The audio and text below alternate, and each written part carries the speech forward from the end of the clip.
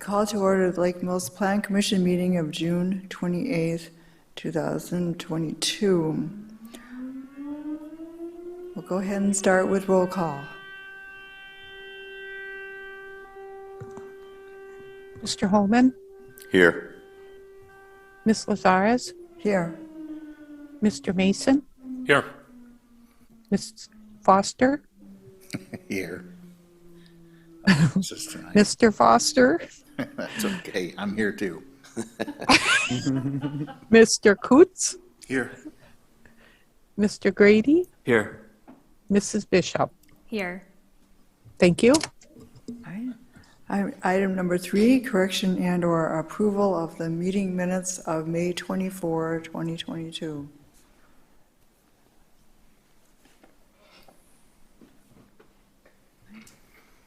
Is there a motion concerning these minutes? Move to approve the minutes as printed. Aye. Is there a second? Mr. Grady, second.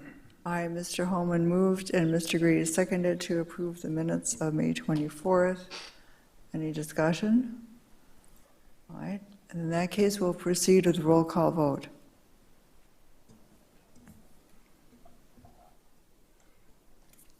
Ms. Lazarez? Aye. Mr. Mason? Aye. Mr. Foster? Abstain. Mr. Coots? Abstain. Mr. Grady? Aye. Mrs. Bishop? Aye. Mr. Holman? Aye. Thank you. Aye, thank you. Item number 4, questions and public comment. The public may address the commission at this time regarding items on the agenda unless the item is the subject of a public hearing. We don't have a public hearing this evening. However, we have scheduled public comment on the comprehensive plan update as item number 6 on the agenda, following item number 5, discussion on comprehensive plan update. We encourage comments on the comprehensive plan update at that time. Public comment may also be made at this time on items that are not on the agenda if you have registered with the city clerk before the meeting. The state's open meeting law discourages action by the commission on items not listed on the agenda. Please keep comments limited to 3 minutes. State your name and address when starting your comments, and fill out the sign-in sheet at the podium. For people online, please type your name and address in the chat feature. Are there any public comments at this time not pertaining to the comprehensive plan? Anyone commenting online? Okay. In that case, we go right into... Pam, excuse me. Yeah, Can I make a comment? certainly. It's been brought to my attention that part of our meeting, in the interest of hearing people's public opinion, we've been suspending the rules and getting after the fact public input. And with the people I spoke with, I don't think that's exactly the intent of how the meeting should be run.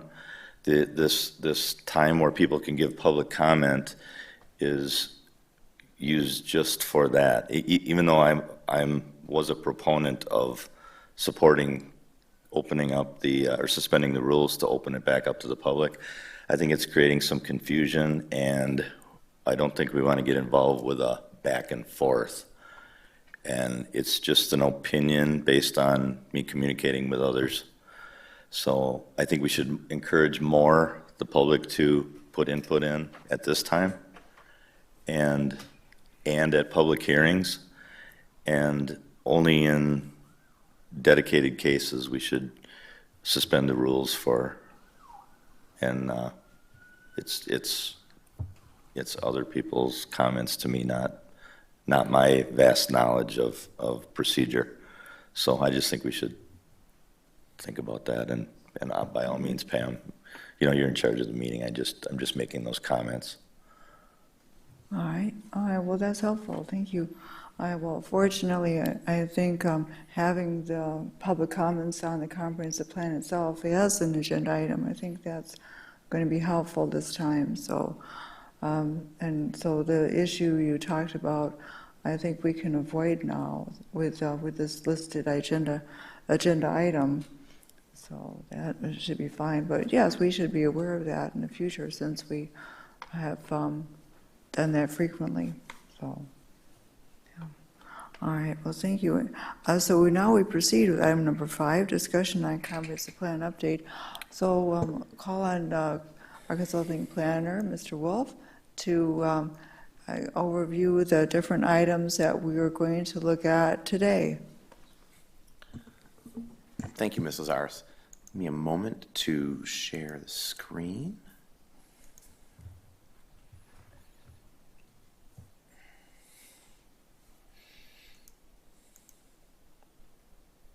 And Brian Carranza is also called in, so he'll be unmuted to participate as well. Good evening, all. Probably can't see his video, but he is following along and participating. So initially, we're just going to highlight the schedule very quickly. The schedule has slipped a little bit from initial presentation from a few months back. That's quite all right. We are trying to kind of adjust the schedule based upon input from the public and feedback from the commission here to work at a pace that is acceptable to the city. So there isn't any ticking clock here. I don't want to make it sound like that. It really just kind of keep us on task, if you will. We had highlighted a joint work session with Plan Commission and Council members for June. And again, that's an item that can move a little bit later. The anticipation with that was to discuss collectively some of the feedback that's been received by the public, from the public, as part of the survey and the focus groups and such.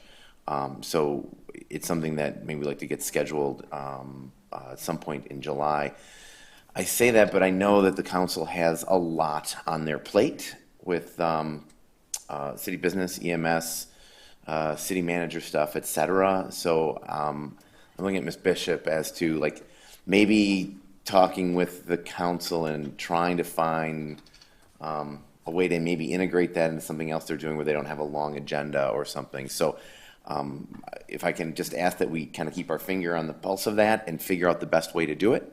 I don't have an answer at this time, but it is certainly, I think it's going to be good for the council and the Plan Commission to talk about what they've been hearing from the public as we work through some of the chapters to see that you're where there's alignment or differing opinion on some of the things, but really to present to you kind of as a touchstone in the project.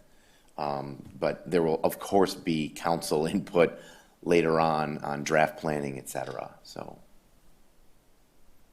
So, Dustin, you hit some of our topics for City Council. We actually only have one official regularly scheduled meeting in July due to the holiday with the 4th and then other things we're doing, picking the city manager and some other meetings. So I just put that out there. So we would be looking to even bring it up to City Council as an agenda item. We wouldn't be able to do that until the 19th. I can talk to the council president separately, but we're really looking toward the end of July at the earliest to have some kind of joint session. I can't hear you very well, sorry. Oh, sorry, I wasn't speaking very loudly into the microphone. I thought I was being picked up. In essence, our first regularly scheduled meeting with City Council isn't until the 19th of July. It's our only regular meeting with City Council, not to say we're not meeting for other things like city manager candidates specifically. But the earliest we could probably look at meeting is the end of July,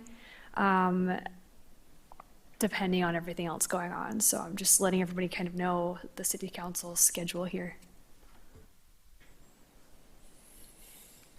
All right, well, that sounds fine. Thank you, Mrs. Bishop. That'd be great. Perhaps it's for just discussion is maybe inviting the council to attend before a regularly scheduled plan commission Again, I know the council has a lot of meetings on their plate, but perhaps, again, that's the last Tuesday, well, the fourth Tuesday in July. I mean, we're at the end then. Right. Yeah, that would put us at the 26th. That may be the best way to do it, at least invite the members who are able to come. Okay. I think they would be open to that. To move forward, should we talk with the city manager and work through Ms. Bishop? Does that work as the, I'll say, the council liaison to the plan commission? Sure, that works. Okay.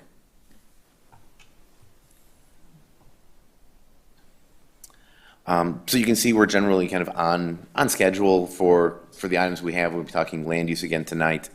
You can see how that aligns with utilities and community facilities and transportation. Those items are kind of pushing a little bit for discussion at the plan commission level into July. But again, it's just a map to try to keep us on a relative pace to complete in a reasonable amount of time. But we are obviously letting the plan commission and the city be the drivers of that schedule. Is there anything else on schedule we move on? Public involvement. I'm sorry, was there? Well, it's going to morph into what you're talking about there, with public involvement and key groups and stuff like Yep. that. When are you meeting with the businesses? We've met, we're going to talk public involvement next. So Where's my list? your list. 2 months ago, we asked for a list of who was going to be involved in those, so we could review the list to make sure that the list of businesses and community leaders fit the scope of what we deemed as a quorum that would make up our community. That We was still haven't provided. seen that list, so as far as I'm concerned, there have been no focus group meetings. Mr. Foster, that list was provided to the commission, and it was vetted by the plan commission at last month's meeting, and that was what we moved forward with. Was it? I didn't see it in the list. I didn't see it in the schedule. So I just want to make it clear that we followed your directions explicitly. So did we add anybody else in there? Does everybody remember doing that? I do remember doing that. I don't recall that we added anybody else from what Mead and Hunt recommended at the last meeting. I'm trying to find it.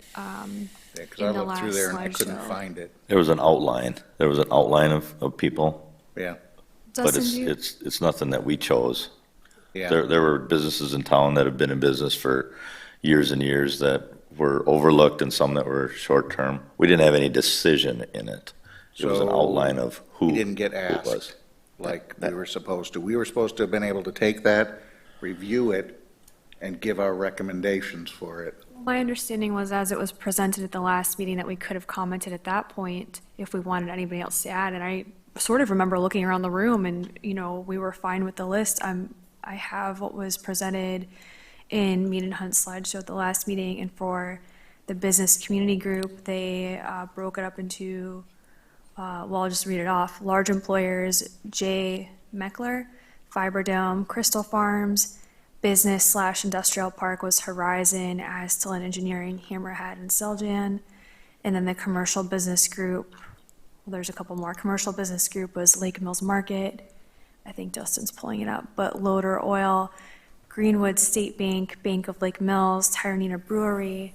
Downtown business groups included advocacy organization Legendary Lake Mills, and then downtown businesses, specifically Mary and Patrick Doyle, quote of Doyle's Dogs, where I mentioned Mary Doyle actually owns the corner Yeah, Mercantile. there's our list. Troy Kloss, Rob Lewis of Lewis Station, Eli Weedall, Pyramid, and the Blacks of Countryside. Those were the lists that were provided, just to give a quick reiteration. And I don't think anybody had any comments based on that, if I recall correctly.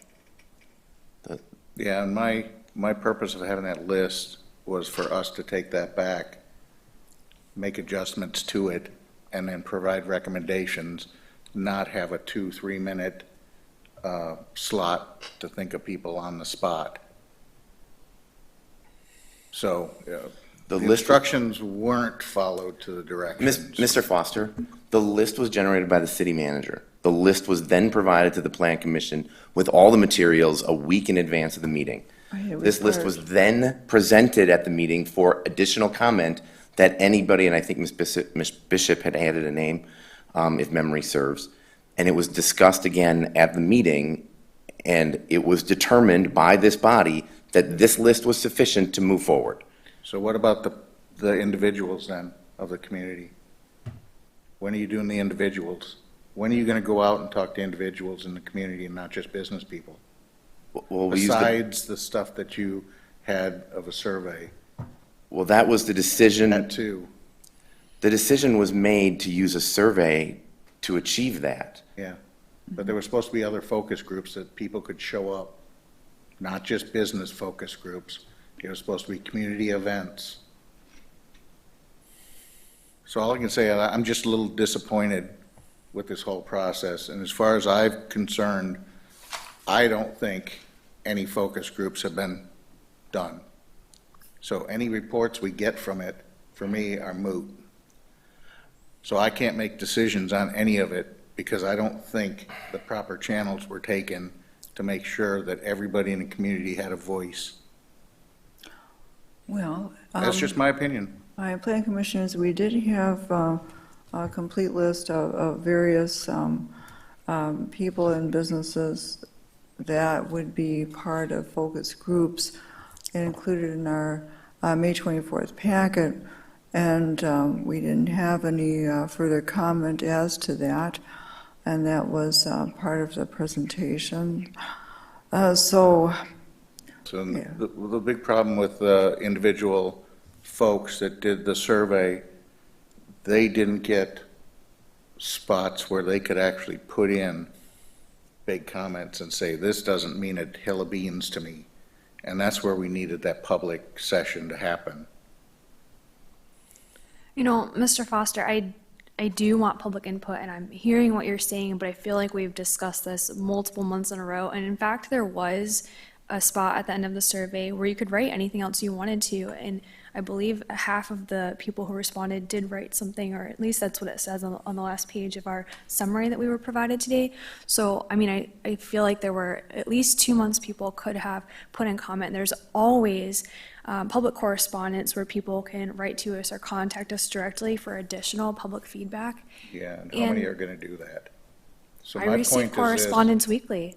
my point is this, we're charged with doing this and doing this right. And right now, I don't think we're doing it right. Okay, and I'm open to hearing what else you would like to do. And I just feel said like, more public sessions for community members to come in and voice their opinions, not just a yes or no or a checkbox in a survey. is today We have that open to right the now, and public? there's 4 people in the audience. It's not for this. They're here for the public, for the comprehensive plan update. They're not here for this report. the two items are linked. We have the comprehensive plan update, and we have number 6, public comment on the plan update, and they could comment on anything that's being presented tonight, or also other aspects that are not being presented tonight for Pam, you that know as matter. well as I do, nobody is going to come to a meeting unless you explicitly tell them what it's for. That's what this is for. It's here for you right now. Come to this. This is what you get to talk about. If we don't do that, we end up with this. We end up with nothing. We end up with nobody in the stands because they have no idea what's going to be talked about, and they don't want to spend an hour of their night sitting here listening to us bump our gums. Who else do you feel like was left out that we should include in a next meeting? A lot of citizens. Okay. I invite you to invite them. I mean, again, we're open to the public here, and I want to hear from the public. I really, truly do. And anybody that I've ever talked to, I think honestly knows that. But if they know that we're here, you know, Well, that's the problem. one They- day. They don't. They don't know. Okay. 90% of them don't get the paper. The only thing they hear is what's on Facebook from their friends. And what's the big focus on Facebook right now in Lake Mills? Anybody can tell me? I'll tell you what the big focus is. The playground equipment. Because that's what somebody posted out there. If somebody posted that there was going to be an information session where they can actually have their voices heard out there on the Facebook page, people will show up. The meetings are published on the Lake Mills Government Watch page, so I do know that for a fact. So if there's anywhere else you want to put it out there, let us know, and perhaps we can start doing that and discuss how to do that better at the next meeting. Yeah, I can tell you, in the past 8 years, nobody looks at the paper. Nobody comes here to look at the pegboard. I just said Facebook. Nobody comes to that Facebook site. Nobody goes to the library to look for it. Anyway, that's my opinion. You guys are all entitled to yours. All right, Mr. Foster, I think there is also a two-edged responsibility that goes on during discussions like this and proceedings like this, is that if anyone has an interest in Lake Mills, then you go and find out what is happening, and you, like the people here tonight, and you participate, and you find out what you need to find out. Right. But, you know, I would say that if you have a proposal to make, to increase the amount of feedback, then I would say bring that, but right now, I'm going to proceed with item number 5, and where you left off, Mr. Wolf. Okay, so this is talking about the public involvement component. This was the information that was made available on the front page of the city's website for about 2 months.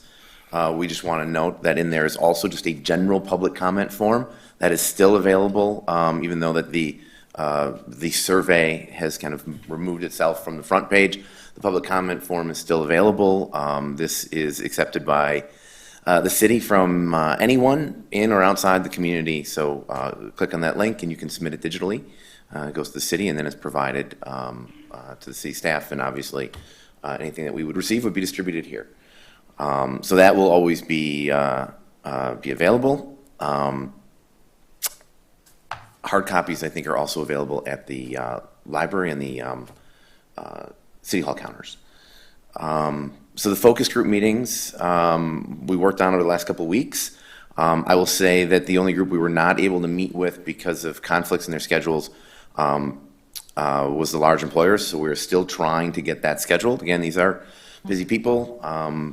The dates and times that were brought forward didn't work for many of them. There wasn't enough, I'll say, critical mass to get them in a room together. So we're still working on that one, but we were able to meet with all of the other groups. I will go back to that just so everybody can see them again.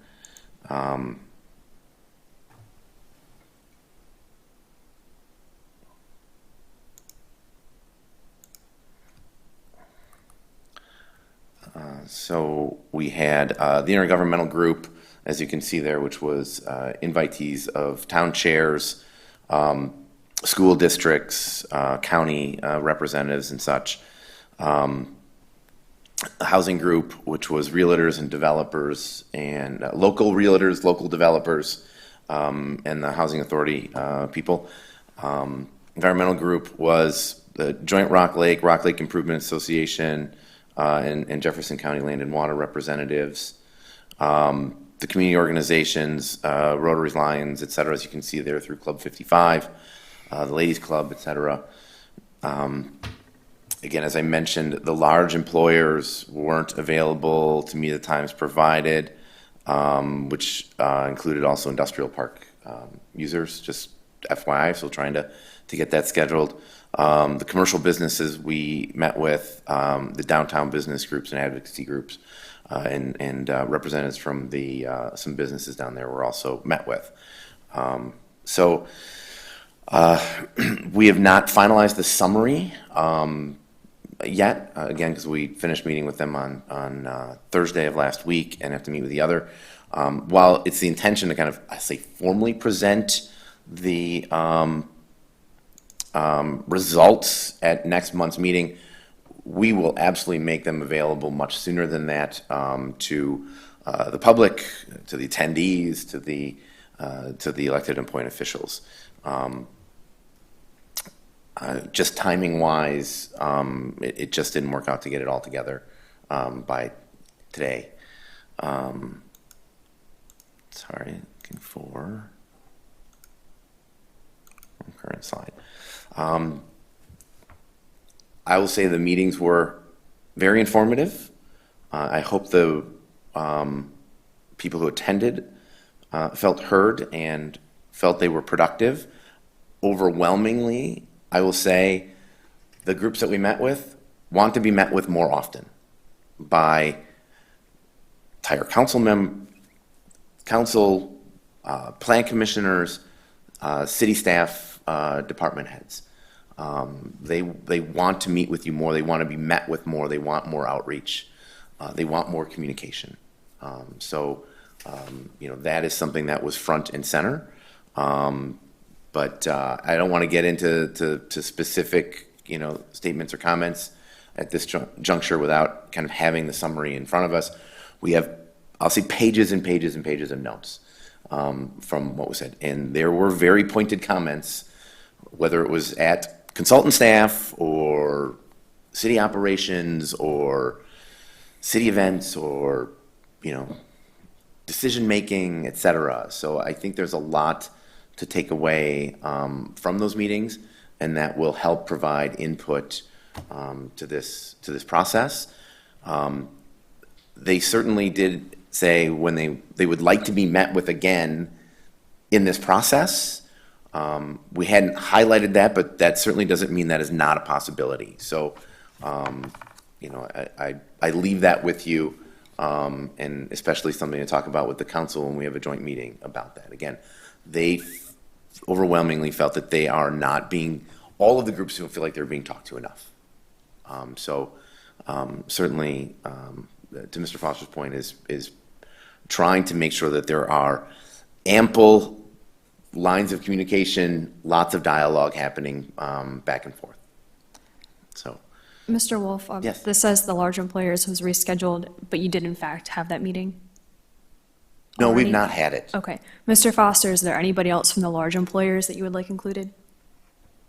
I'm going to have to review it. You've had at least a month since this was last presented to review and make that I've been going to decision. funerals almost every other week, Okay. so. So I think if there's anything else, Mr. Wolf, do you have a tentative date for when that's going to be scheduled? Now we're working with the city staff to get something. We're trying to, there are either conflicts with invitees or conflicts with us, and we're just trying to sort something out. Sure. In advance of that date, could you have city staff at least send an email to the plan commission members, and that would give Mr. Foster another chance to add anybody else who would like Absolutely. to? Okay, thank you.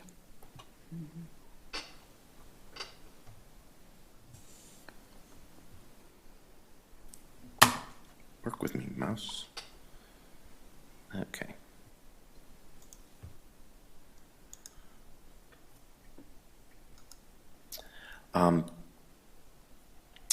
Anything else on the focus group meetings at this time? Again, we will get you the summaries as quickly as you can, just so you have them in advance and we can have good conversation at a future meeting. Okay, not hearing anything there. Community survey. Went live on the 18th, closed on the 17th of June, so 2 months. 720 responses, which we think is outstanding. That certainly is a high number to be available to take the time to provide some input. We certainly did hear, I'll say from some of the groups that we met with, that they wanted more questions about more things. And so this was kind of one snapshot in time, and I think something that would come out of this planning document is more surveys by the community for the community, right? By the city for the community, about a bunch of things, whether it's micro surveys, short things by departments on issues or services, to large things. But we did hear that, people who did participate in focus groups and who did also take the survey, there were certain things that they wanted more questions on, which was environmental related issues, lake related issues, et cetera. So I know when we brought a draft to you and had you vet the survey, we were concerned about how much time it would take people to complete a survey, and if it was too long, there's that tipping point where they may not complete it, or we may stunt the amount of involvement because of how long something is. And now we've got the other side of the coin where people were saying, we need to ask more things. Again, I think something that's just loud and clear through this is more communication from the city to the constituency about a lot of things. But with that, again, 720 responses we think is an outstanding number, especially for a community this size. All these materials obviously, are available on the city's website. From all the meeting materials are front and center. I know that's not going to help everybody if they don't have computer access, but I'm certain that if someone came or requested at City Hall, could certainly make printouts of them available to people. So we wanted to walk through some of this with you because obviously this is going to need to be included, evaluated, and incorporated into your plan development process, right? So, interesting, overwhelmingly homeowners, right? 85% were homeowners. 11% work in Lake Mills. Not as many renters replying, though we were hoping for more. It's always good to hear from people who live here but have not yet invested in home ownership as to why some of those reasons might be. A little bit of business owner involvement, 6%, and some landlord involvement, which is also good. Where do people live? I would say it was well represented geographically, the respondents. As you can see, most live kind of on the west side. Well, that's the densest part of Lake Mills, so not completely surprising, but then still a lot from the east side. So that's some of the newer neighborhoods. So very good to see, but I would say across the board, I think a very good cross-section geographically. If there are things that you want to comment on, please jump in. There's a lot of things, and I don't want to take 2 hours to go through this, but I do want to highlight these things. So, if you work in Lake Mills, where do you work?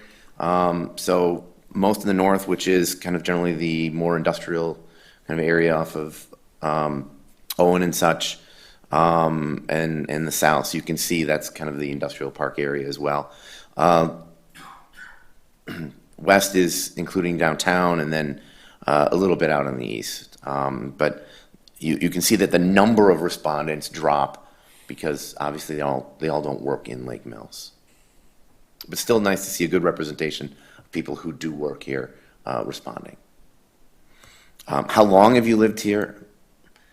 I'm sorry, I have these little dialogue boxes and they're covering up information, so I have to keep moving them around. So over 10 years was the largest category, so nearly 50%.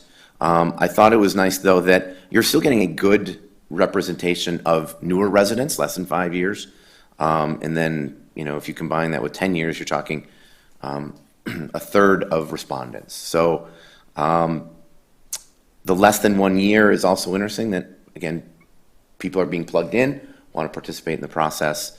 And then interesting that people were at least honest and say they don't live in Lake Mills, they may live in the town or kind of surrounding environs. How long have you worked here? Again, overwhelmingly, they don't work in Lake Mills. But those who did respond, 13, 14% over 10 years, which is great to see. A lot of tenure there. But again, we are talking to a commuter. The respondents were primarily, commuters working elsewhere. Age, largest group was your 35 to 44.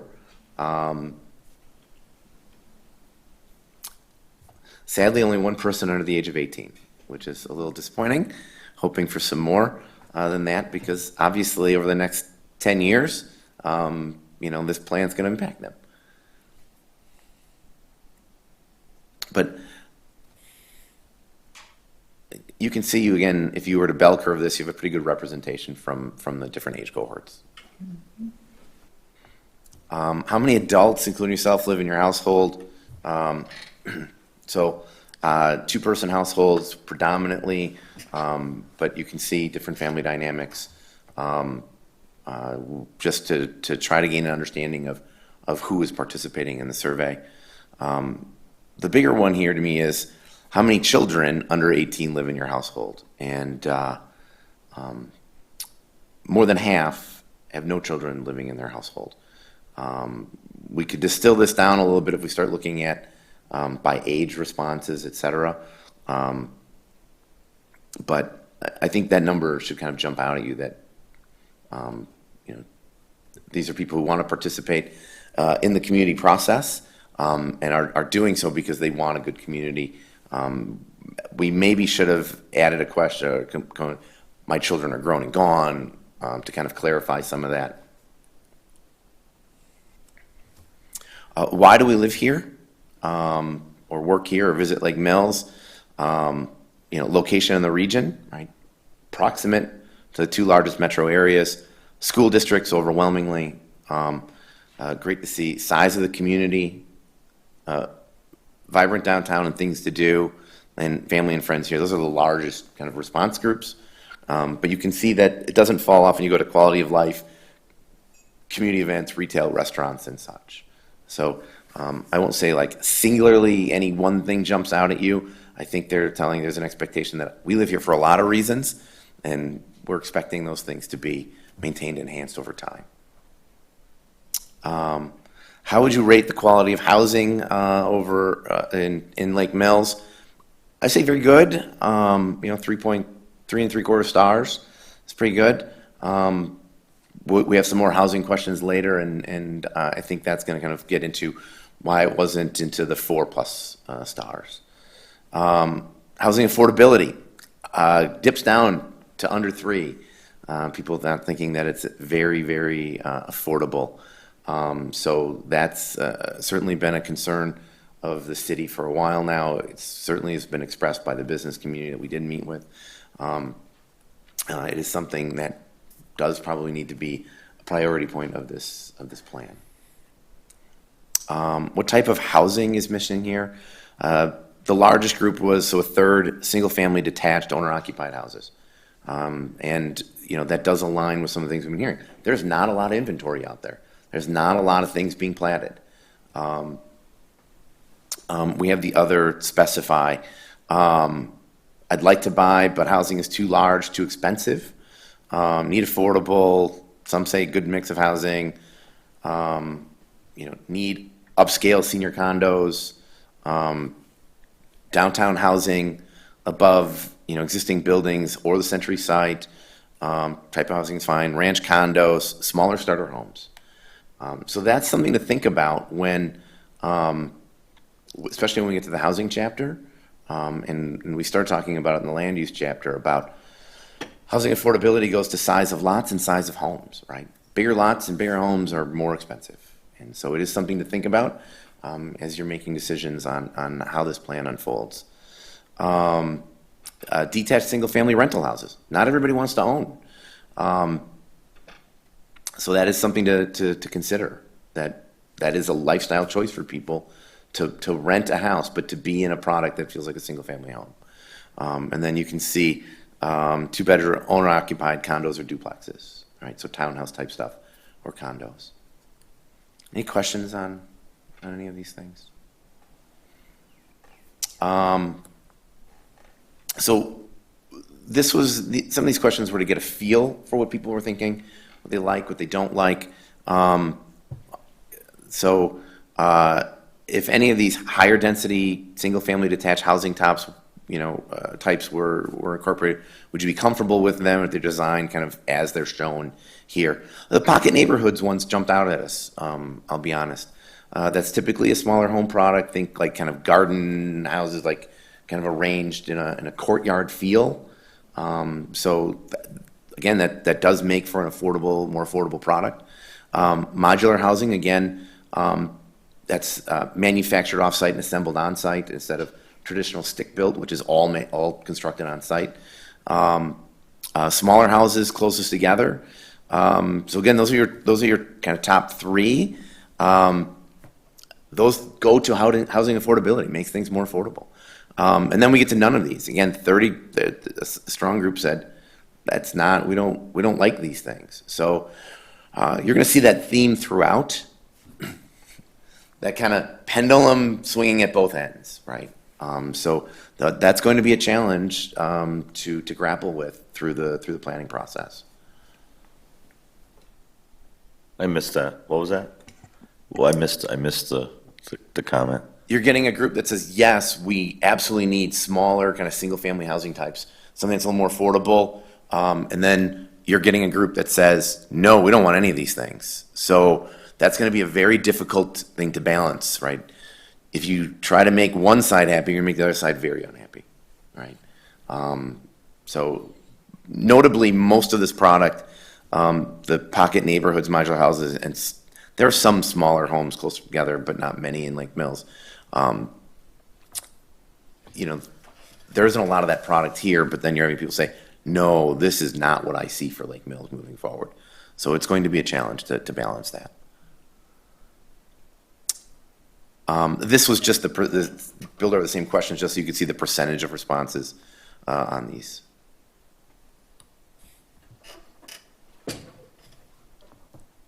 Duplex housing types, would you be comfortable on your street? It's designed in a similar way. They like the, looks like a single family home, that's in your lower left there. So a lot of attention to design and color. Upper and lower flats, you can see that, well, none of these was on the list. It wasn't as predominant. You can see that the side-by-side entries hidden did not score well. I think there's an expectation of a certain type of character for housing in Lake Mills, right? Your historic community, I think there's that expectation that that feeling, those elements are carried forward. And then again, these were just the percentages by them. I think you can see that, I'll say some of these are more inspiring than others, but these are absolutely products that you get in Lake Mills or in surrounding communities.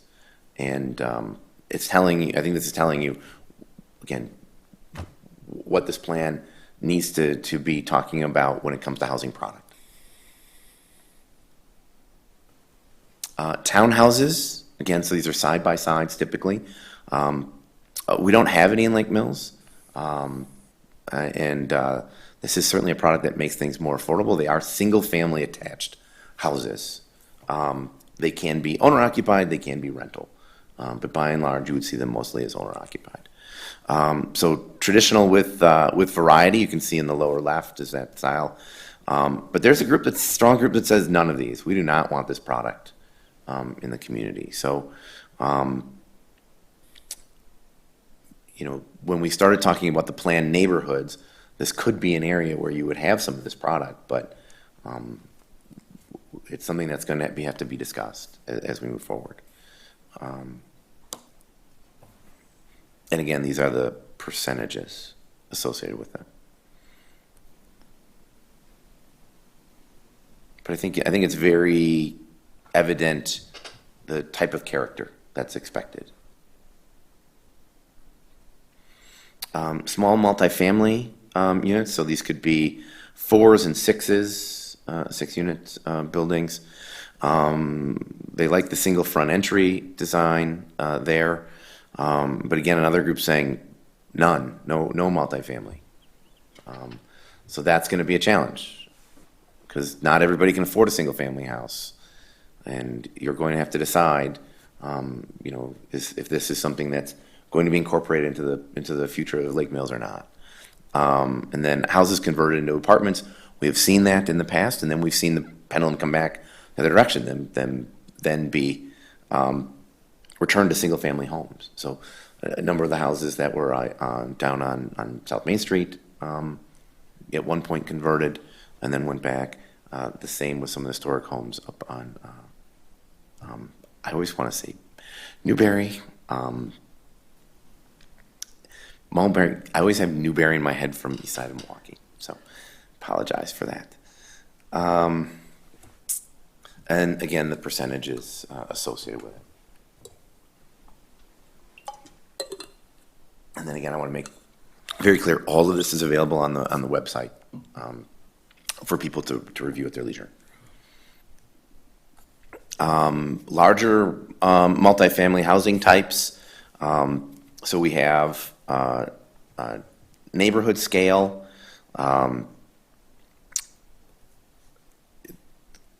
Again, none of these is a very strong answer. Some with slight setback from the street. And then you have large apartment complex. So that was kind of I'll say the worst ranked of all of them. That's something to think about. So, should you have multifamily in the community in the future? I think this is telling you the type that they'd want to see, but balancing that with the group that's of the respondents. This is of the respondents saying none of these, that's going to be a difficult balance. Mr. Wolf, Yes. the neighborhood scale to me looks more like two-story, smaller as opposed to like the large building. And would you consider that to have like individual or access to each individual unit from the street? Is that kind of where the neighborhood scale means? It could have individual access, but the likelihood is no, it has a common corridor. Okay. Those are generally 10-unit buildings. The zoning code doesn't allow for very large buildings, and we do have kind of a restriction on density, which is very common. But I think the takeaway from here is the character of what's expected. I will say that when you see the large apartment complex, I don't want to pick on anything in the community that may have been built recently, but that traditional suburban kind of highway, side of the highway type apartment, I think is undesired based upon the respondents here. So you would differentiate the neighborhood scale from full street frontage based on the character? Is that the main difference you would see? Okay. Yes. That it has elements that integrates it into an existing neighborhood, even though it may not be located next to an older neighborhood. But if you had a new development coming in somewhere, that if you were to have a product, that this is the type of feel that it should have, right?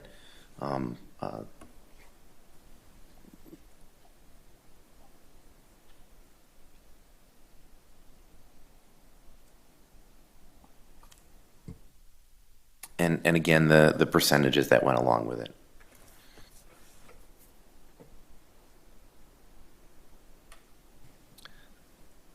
So the neighborhood scale one, like, if you travel through some of the older neighborhoods in like Madison or like Wauwatosa or Waukesha, they have some of this product. But I'll say developers have really shifted towards more of the large complex.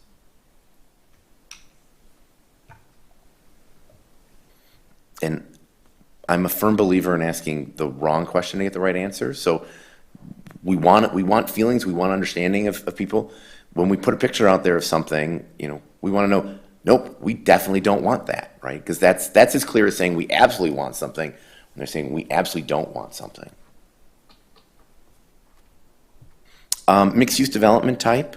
So corner store and apartments, as you can see in the upper left, was highly rated. First floor retail, apartments above, small shops, apartments next to houses. So those rated really well. The none of these is still kind of in the picture there. So it is something that we have to grapple with.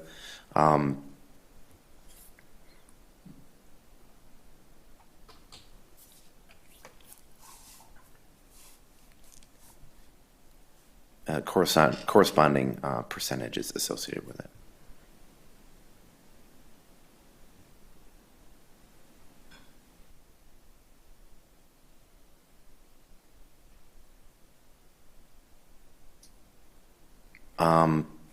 Dustin, could we go Yes, back? Go back, absolutely. I looked at this and just jotted down the none responses, Yes. and it's about a third all the way through. And could you expound on that? Is that people just don't like these, or they're telling us they don't like anything? I think there are some people who, which is not uncommon in communities, I don't say anti-growth, but this is it. This is where we should stay. This is the size we should stay. We don't want more. And Of anything? that's the way some of this comes across, but again, if the city manager is here, he can talk to you about what happens if cities don't grow from a fiscal perspective. But I'm trying to see the positive here and saying that people want good development in this community. They have a high expectation for Lake Mills. The bar to enter is set high. And people are very proud of the character of this community, and they want it retained. Dustin, if I could just kind of piggyback on that a little bit. If you end up taking a look at some of the kind of comments for question 41, this does come up in terms of housing. And one of the conversations is really, as Dustin was alluding to, about a third of them roughly say, we're looking to try to keep Lake Mills the same size. And so I think that does transcend through to other questions as well. Is that response indicative of a certain group of people, younger, older?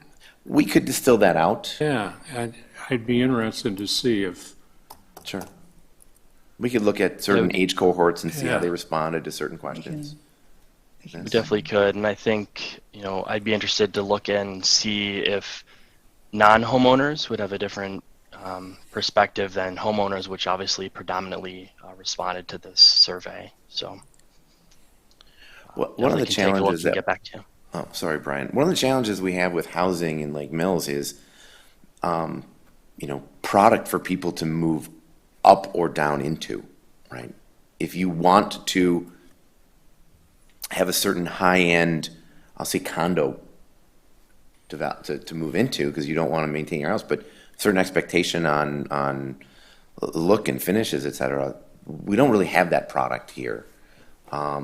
We don't have a lot of rental product here for people to move into if they want to come into the community to be, I'll say, new residents, or to retain people that when kids go off to school or go off to the trades and they come back and they want to live in Lake Mills, there's not a lot of housing product out there for them if you were in your 20s to live in, and that's a challenge.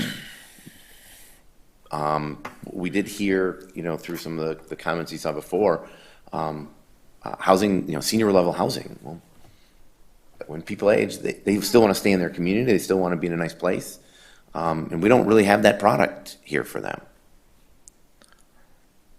Looking at these options, so the first floor retails with apartments above, okay, we have that downtown, right? And it sounds like facilitating, continuing that would be supported.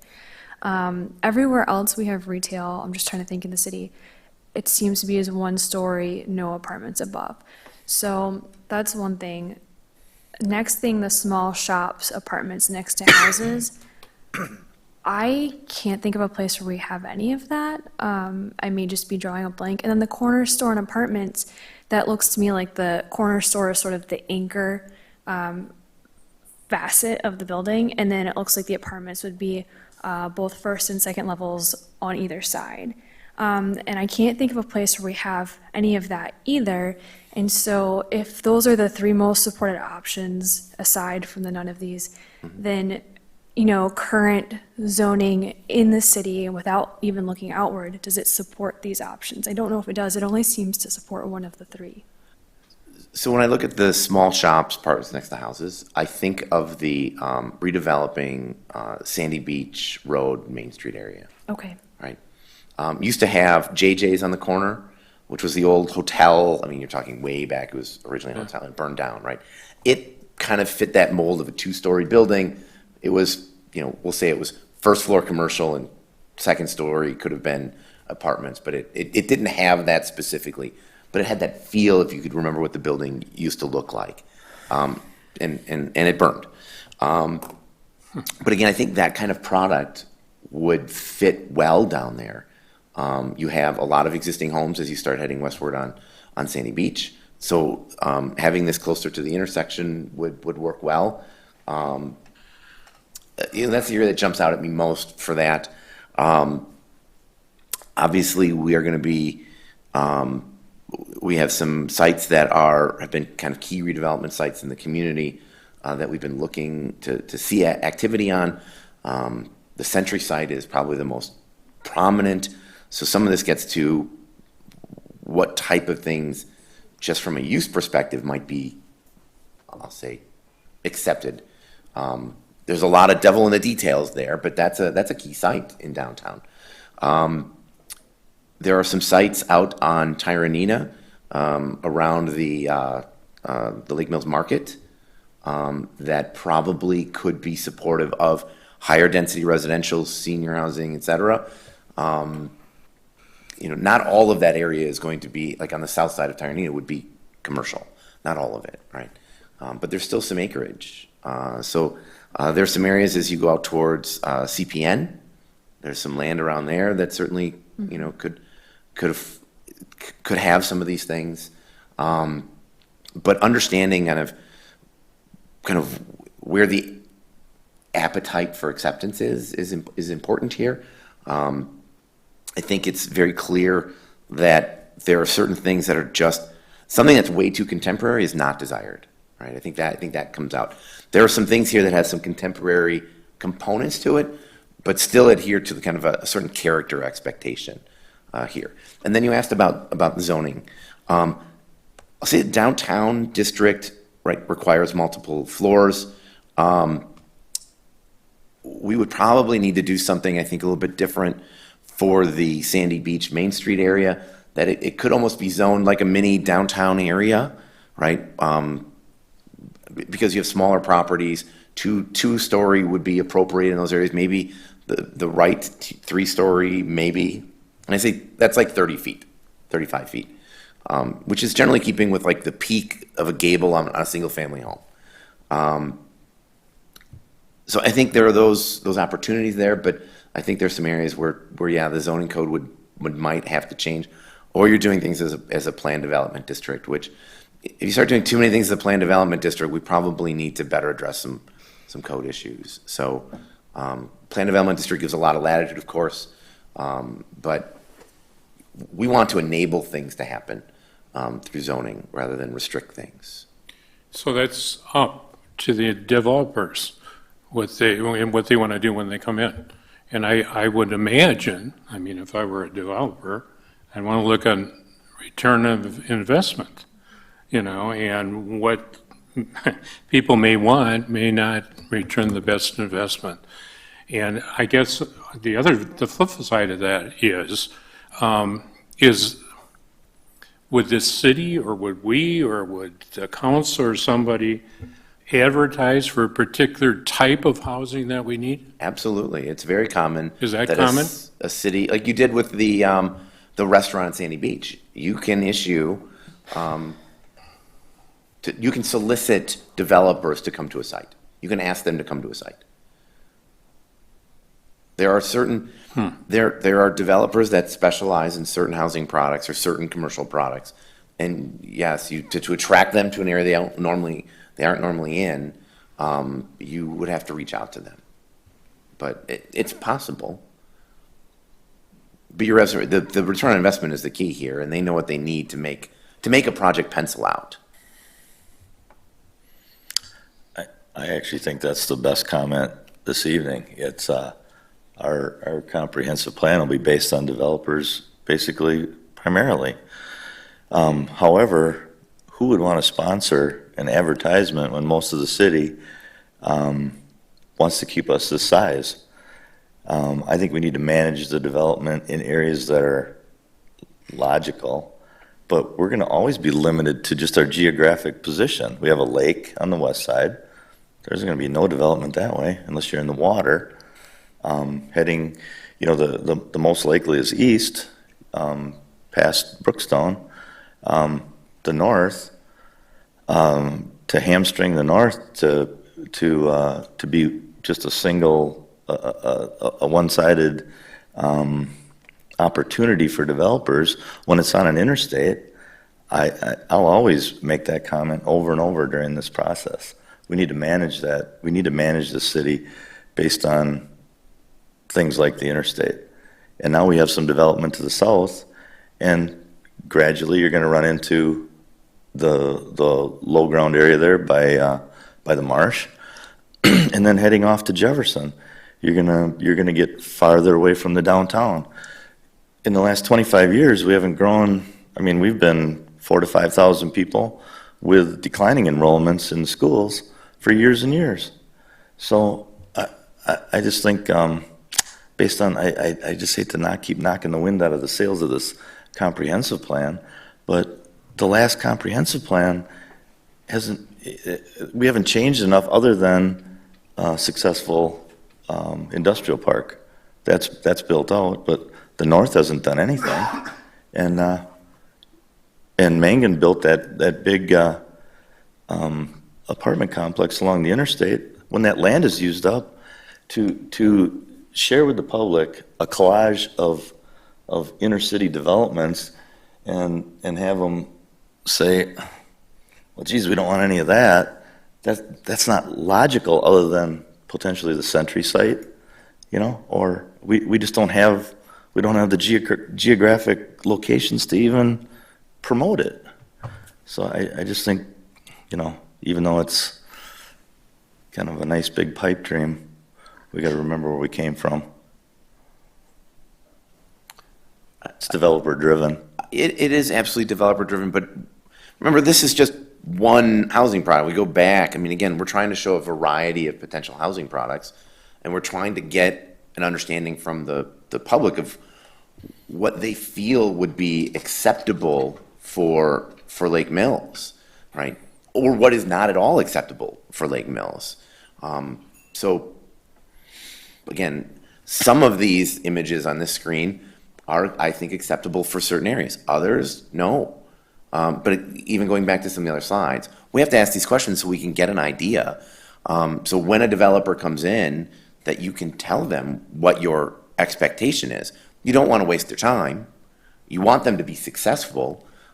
You want to do something that is acceptable to the community and is in keeping with their expectations for development in this community, right? So that's why we're asking these questions. But there's no silver bullet to any of this. Right, but we want to enable opportunity, I think, where we can. I just want the same eagerness with you as a planner to develop zoning districts that are favorable for development, like the Sandy Beach Road Corridor, et cetera.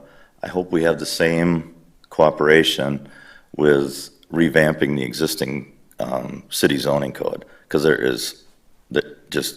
just spent a month of research on this, and there is a lot of changes that need to be made to the existing code, and I hope we have that same amount of cooperation to fix what we already have.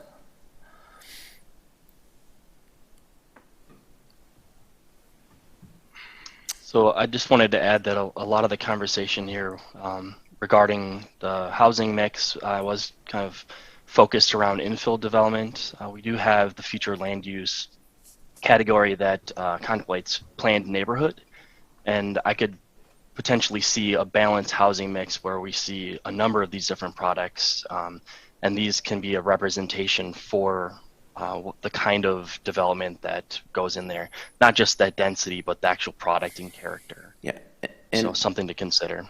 As a part of the focus groups, we talked to the realtors and the builders, developers in Lake Mills, and we asked about the planned neighborhood category, and they are all for it. Variety of lot sizes within a development, variety of housing types from single family to two family to multifamily within a single development, instead of saying that's the multifamily area only, and that's like that it is designed on the front end. So there are other challenges with building right now that they expressed to us, and we'll touch on that later, but, you know, this gives them flexibility of certain product is able to be built now, to get projects moving, et cetera. So, I'm sorry, I'm having a voice issue today. While Dustin takes a sip there, I'll also point out that it's not just residential. Planned neighborhood does allow for some of these other uses. The intention would be to mimic some of the strengths that Lake Mills has, obviously with its downtown and that character, kind of the mix of traditional neighborhood design, commercial in the right scale along the important corridors, et cetera. So. The planned development districts are definitely most interesting to me right now, because to date, the new developments, even in the last 20 years, I don't think have done that at all. Like you have, I'm looking at, I think it's the Tamarack, the development that Mr. Hellman mentioned off Tyranina, that I think is all apartments, even the new development on the Drumlin Crossing, like those don't incorporate any of the things that we've said as a community we value and we'd like to see. So moving forward, you know, I definitely want to keep that as an option for those planned development districts. With that, I'm going to move on. I don't want to stifle discussion. I just, some of these other questions get into, I think, some interesting things that might be policy shifts for the city.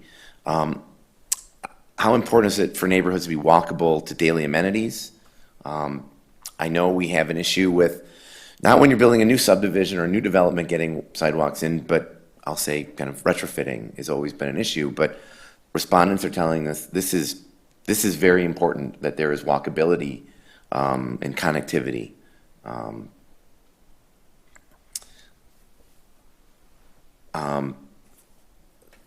Talking about the fact that we've run. Can you go back? Absolutely. Yeah, the 71, is that a percentage? Yeah, this is just a scale of. Well, scale based on what, though? I mean, It's a percentage, yeah. Yeah. Percentage, out of 100, so, All right. yeah.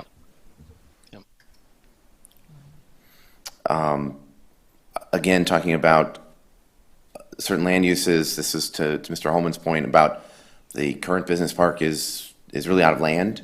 You know, if or should the city, as a part of this process, be looking for new industrial land, and if it happens somewhere, where should it be? North side has been the most prominent. East side is discussed here because there's land over there, but you get into certain constraints. On north side, you got to get utilities over there. On the east side, there's a very prominent farming family that owns a lot of acreage, and they aren't going to stop farming anytime soon. South side is now developing more residential, right? So there could be conflicts with that. And then a certain percentage saying, I don't think we need another industrial or business park. So,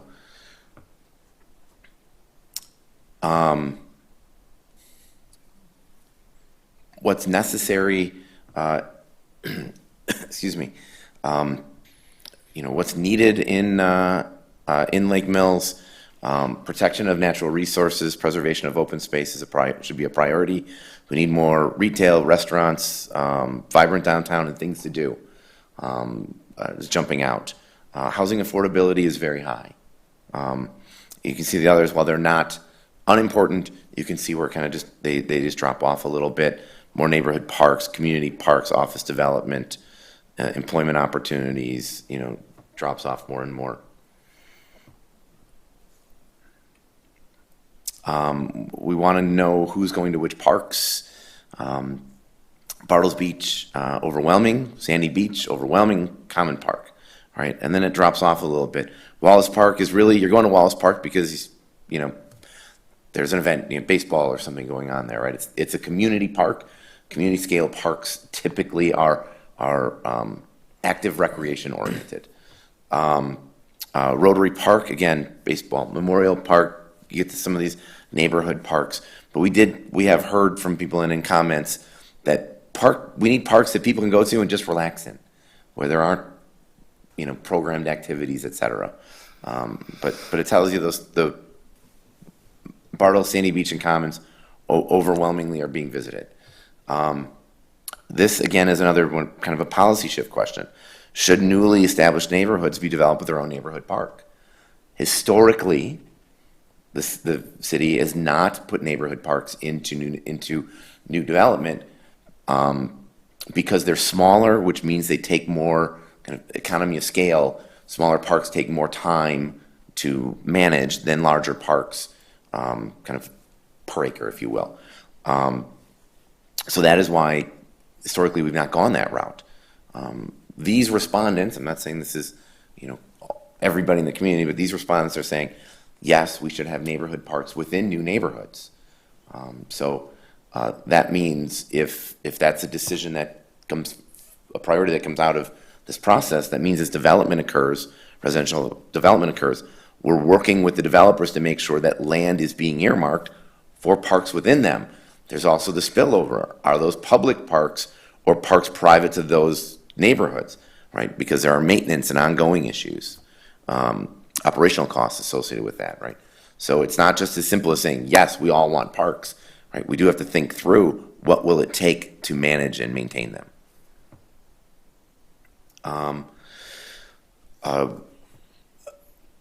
In what area of the city should a new community scale park, with similar size and activities of Wallace Park, be provided? Some are saying the south, that seems to be the growth corridor. North, because that's obviously a lot of land on the north side of the interstate.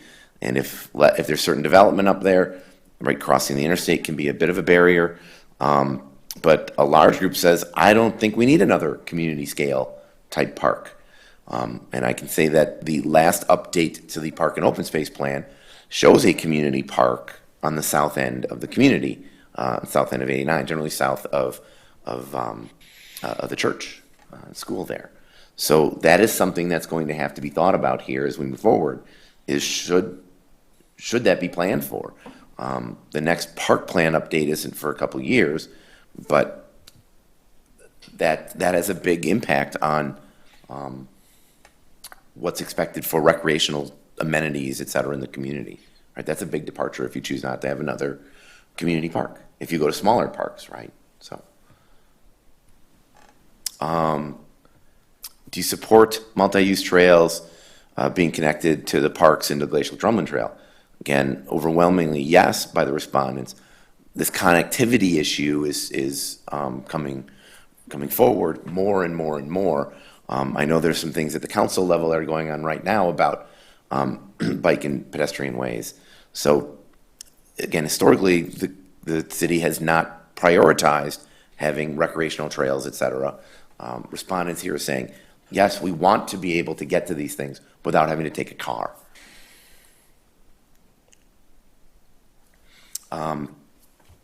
So another challenge here, most important recreational facilities for the city to focus on. Highest one, community parks. Last question, large percentage saying no more community parks, right? Community gardens, overwhelmingly. I think that's a great thing, and it's something that we should talk about. Playgrounds, water access. And then you can still see neighborhood parks and other multi-sport fields, et cetera. But again, when we talk about community facilities and the park and recreation amenities, these are why we want this feedback. That'd be nice to, sorry. Yes, sir. I was just saying, that'd be nice to know up there with number one, because obviously they don't want new parks. So my take on that is they want what we have updated. That's what I would assume. That's where that more information. It's a very challenging one because if you look at, the respondents, 20% are saying it should be in the north side. Almost 30% say a community park should be on the south side.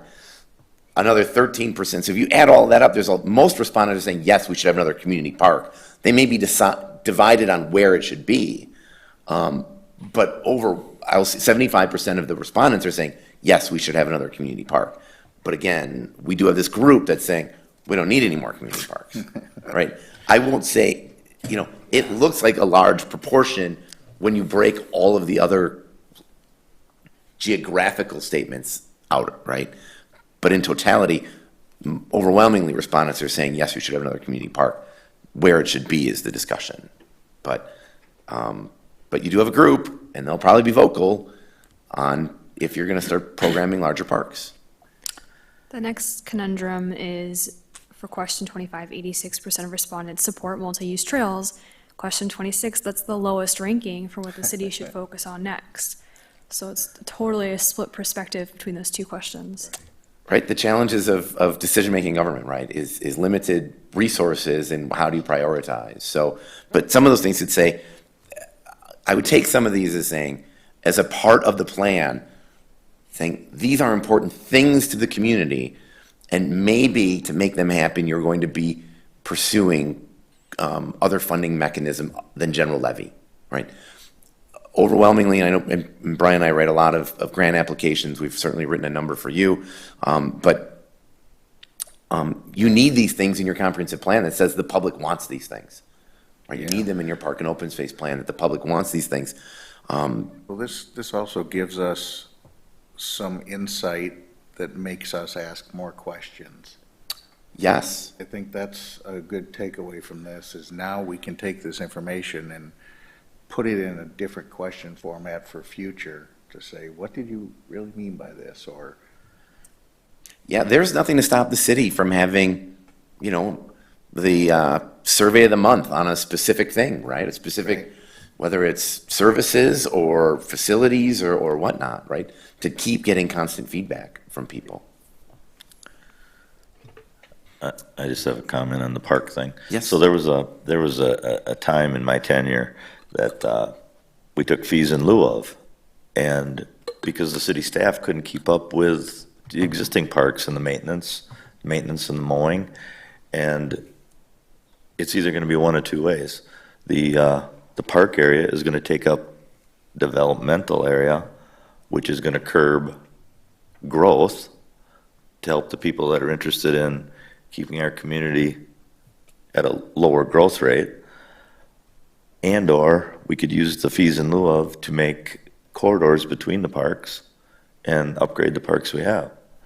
So I mean, it's definitely a positive in both scenarios.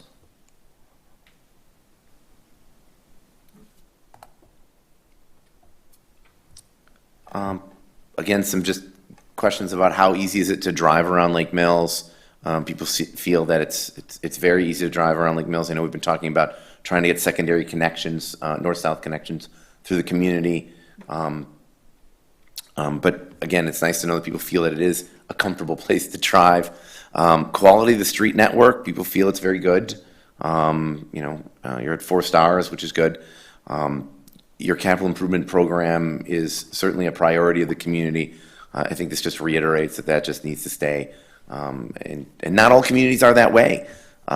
Some communities don't replace streets until they're on their last leg, so to speak. So I think it's just telling you, make sure you continue to have your capital improvement program. How easy is it to walk? Again, dipping into a little over 4 stars, so people do feel that it is easy to walk around the community. By and large, there are sidewalks, in the older areas of the community. New development has it. There were just some subdivisions that, some areas that just don't have pedestrian amenities, and I think those are always the challenge. I don't know if Dan remembers some of the really long meetings related to special assessments on sidewalks, but this discussion of how do we handle areas that don't have good pedestrian amenities, right? Good, safe pedestrian amenities. It's easy to say, and as we did with Trinity Point, is the new subdivision on the south end, it has sidewalks. Have to put them in. But again, how do we kind of retrofit some areas? I think the document will talk about the importance of it. It is probably not going to make bold statements that they're mandating things happen. Those are very challenging council level issues to grapple with. Again, the sidewalk system is good, but I would say a little room for improvement in this. And again, part of your capital process has been improving sidewalks. You have I'll say, a robust sidewalk replacement program. How easy to bicycle around? It dips a little bit.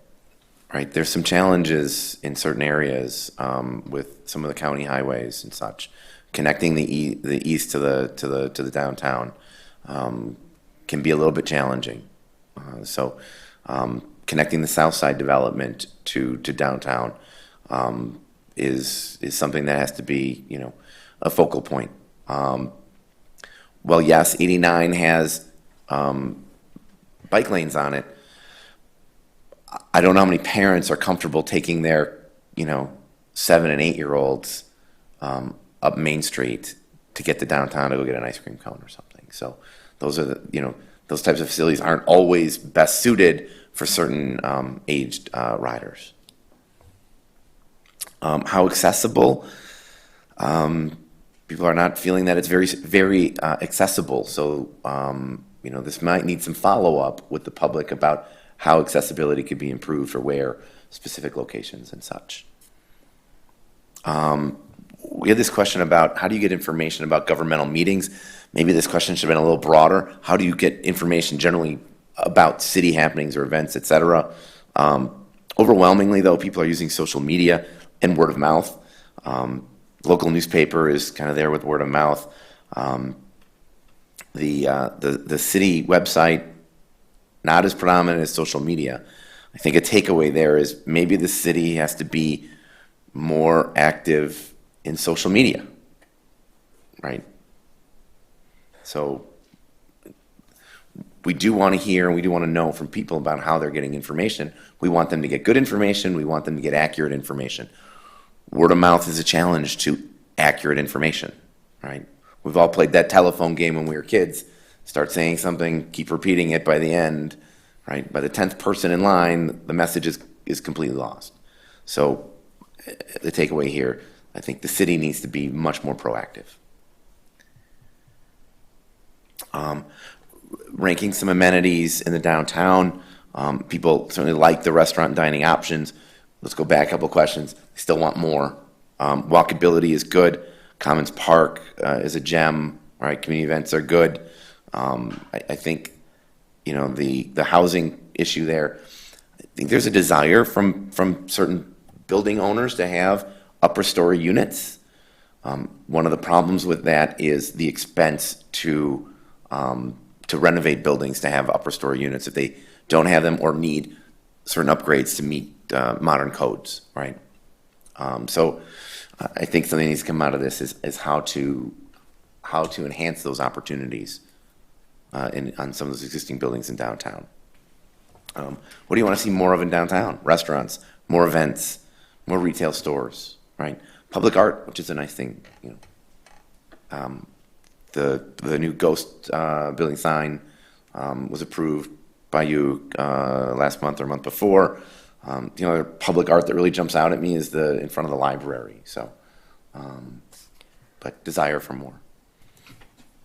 Dustin, for these past few questions, it was, you could choose multiples, right? You weren't ranking and you weren't only choosing one. No, yeah. Okay, so like you could choose restaurants and retail stores? Yeah. Okay. So what are maintenance stations for bicycles? Well, you're very fortunate you have a bike shop downtown. It's a little hidden, but it's down there. Communities in their downtown areas have had, it's like hardscaping. It's like almost like street furniture where you can, if you have to do basic maintenance on your bike, it has a kind of a rack that's integrated where you can set it up to do certain things. And then, of course, more bike racks in areas of downtown because we want to encourage people to come to a beautiful historic downtown. People want to bike. People want to get out of their cars. It's making sure they have the ability to do so. So we currently have, I asked Mr. Schreiner a few months ago, how many bike racks do we have? Because I didn't recall seeing any. We do have some in front of the library. We have 4 downtown bike racks in front of specific businesses. There are some at the Four Corners, there are some at the schools. So we do have a smattering, so I just think it's interesting that we need more. And I'm not saying that that's a bad thing. I would love for people to bike more, but I mean, I didn't know where they were. Hopefully the bicyclists do. So yeah, I just thought it was interesting. Maybe we should map them. Maybe we should put some dots on some of the maps in the comp plan and say, Yeah. so we got now, at least then some people say, maybe we need more, or maybe they're in good places, or. Right.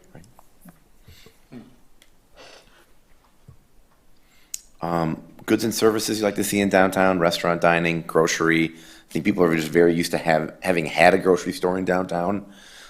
Specialty shops, which you certainly have, clothing, bars and nightlife, again, entertainment.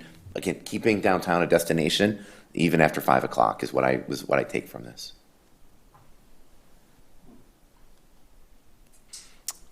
What's most important for the look and feel of downtown? Respondents, preserving the historic character. I'll say modernizing wasn't high unless it was combined with historic character. So development downtown can certainly have some contemporary flair, but it better have elements that really tie to what is the character of downtown Lake Mills. What services should the city focus on improving? Information, more and more information. Road maintenance is listed there. Again, this isn't all that applies. So again, your capital improvement program, maybe we need to be better at patting ourselves on the back or announcing that we have a good CIP. Emergency services. Well, that question's pretty timely on what's going on with EMS, of course. So a little bit on municipal code.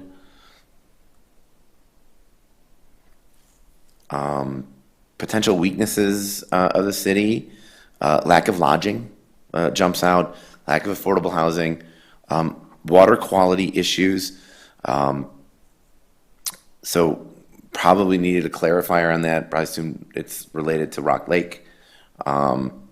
Winter recreation and road quality issues are highlighted there.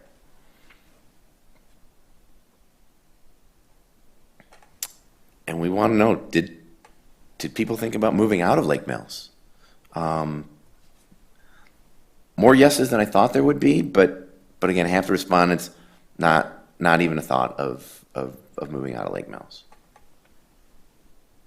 And then, again, we have a question on, is there anything else you want to share? There is pages of general responses that people could ask.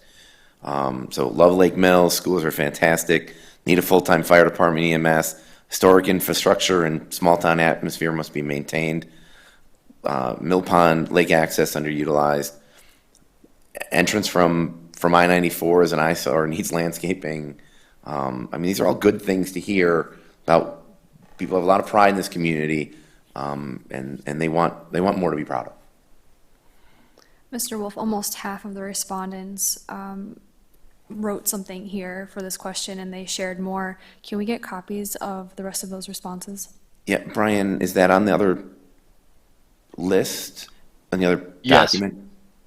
It's not provided with the document. It was obviously substantial to try to keep it down, for kind of readability. But we do absolutely have the ability to provide that to you guys. and the Okay, public yeah, I if would needed. definitely like to see more of that feedback. Of course, Thank you. of course. Mhm. So that's what we had on the survey. It's a lot. We're going to be, revisiting this throughout chapters of the document. Some of this is going to weigh back in onto the issues and opportunities section as well. It's hard to say there are mandates in there, but certainly there's a lot of good information about expectation and feel on development issues within the community. Are there any other kind of questions or comments related to the survey?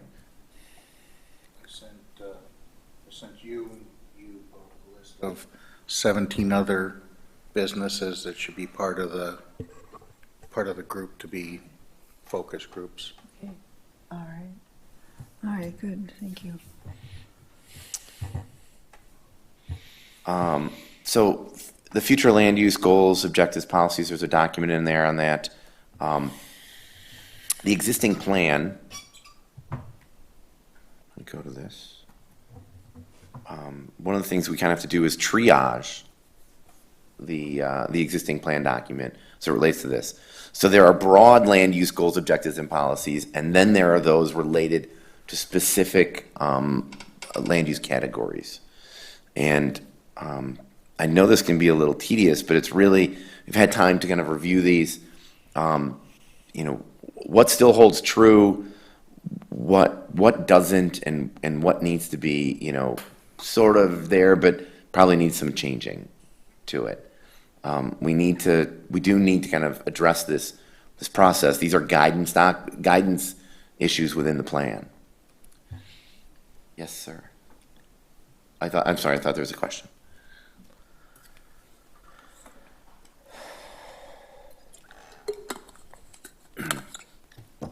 Plan commissioners, as Mr. Wolf is going through these, and I would say for every page, take a moment if you have a comment on what is written there. This is from the last plan. If you have a comment as to what is written there or how it might be different this time, then go ahead and speak up. And while many of these things still may hold true, they may need some tweaking, and we want to hear from you on what that is, right? Mm-hmm. So again, the overarching goal for land use is providing a broad range of land uses in patterns that promote efficient development, right? Efficient transportation, extension of services, and infrastructure, minimizing conflicts between land uses, harmonizing complementary land uses, and preserving property values. Does that still hold true? Yeah, I would say.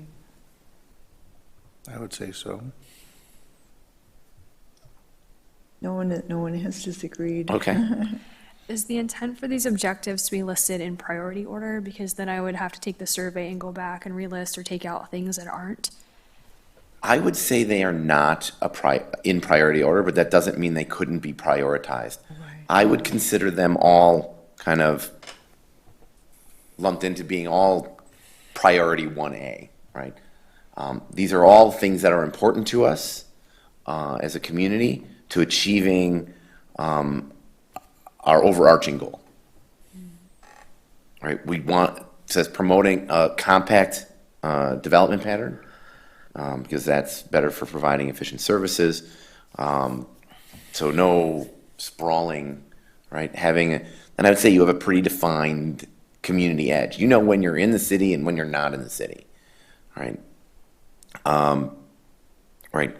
Again, facilitating interconnected neighborhoods with current and it must be a little typo there and future Lake Mills. So this is literally the pages from the existing document, unaltered. Mm-hmm. Right. Preserving environmental corridors. Right. So whether it's wetland issues or important uplands. Limiting development in areas that aren't appropriate because of environmental constraints.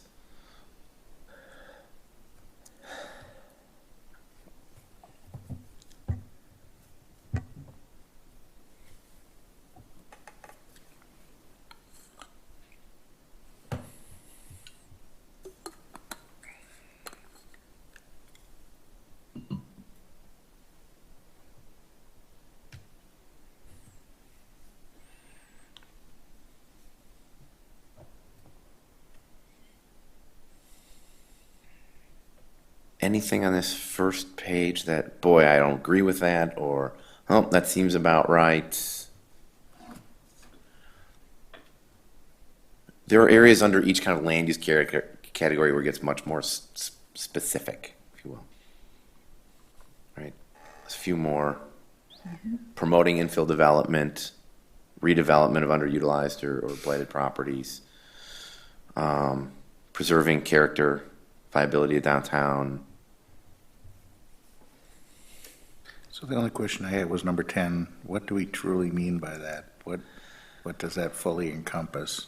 There are things that come forward where somebody's trying to put a very intense use next to something that isn't as intense. I think predominantly we're concerned about it when it relates to residential, that we aren't putting inappropriate things next to residential development.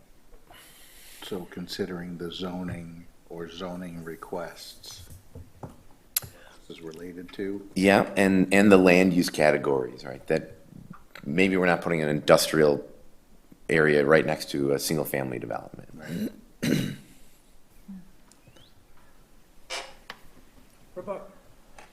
What about existing, like pre-existing businesses as well? Because like sometimes like on the south side, right, you have a business that would probably not, we wouldn't probably dream up like, yeah, we're going to put that right there. But it is, and so we work around it. I don't know how that kind of filters into this. So again, we go back to, I'll go to point 7 there, which is God, this just doesn't look so great on your screen, does it? Trying to make it a little bigger for everybody. Promoting infill development and redevelopment.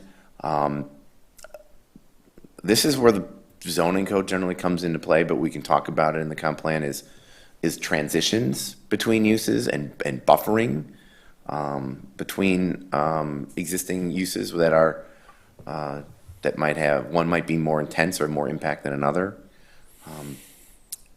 It is a challenge, but you would look at the Topol's redevelopment, right? There's a lot more landscaping now. There's a lot more transitional elements because there's a single-family home immediately to the north. To the south of them is the new 1204 South Main Street residential development. Remember, that site used to be like a landscaping company yard, right? So when it redeveloped, we were very mindful of making sure that it's not just on the business to provide transitions, but it's also on the new residential development to provide transitions. Existing development that isn't really making improvements, a little harder to get those things to happen. It's a bit of a challenge. Dustin, if I could add, we generally will address more specific recommendations to the land use in the specific land use section. So we'll get to some more specifics kind of relating to, I guess, some of the treatments to potential conflicts that we're alluding to here within the specific land use categories. So yeah, when we look at the policies, these are very specific things. Like the first one, the city's not going to extend utilities to areas that aren't in the city, right? I know you're required to serve the west side of Rock Lake, but you don't extend utilities. We've had some recent annexations come forward because they need city sewer and water service. You require them to be a part of the city to get those utilities. I would say that probably still holds true. Here we have a statement on extraterritorial development, making sure that development in the surrounding area, in your growth areas, doesn't prohibit your ability to grow. That development in the towns is not happening right on your border that, for development that probably wouldn't annex, right? That effectively stops you from growing should you decide to grow as a community.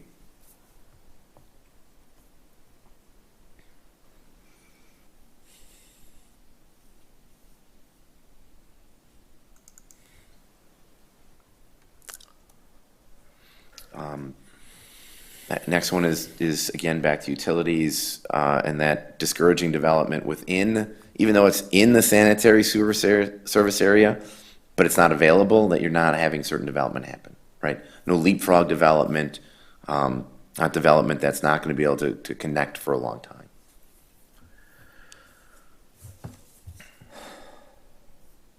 Being efficient in extension of infrastructure.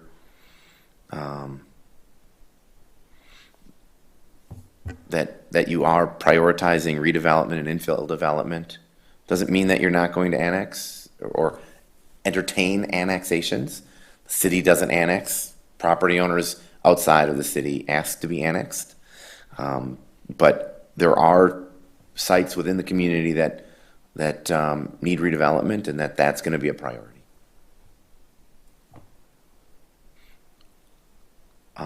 Again, separation between incompatible uses, directing more intensive commercial industrial development to appropriate areas, so where it has good access.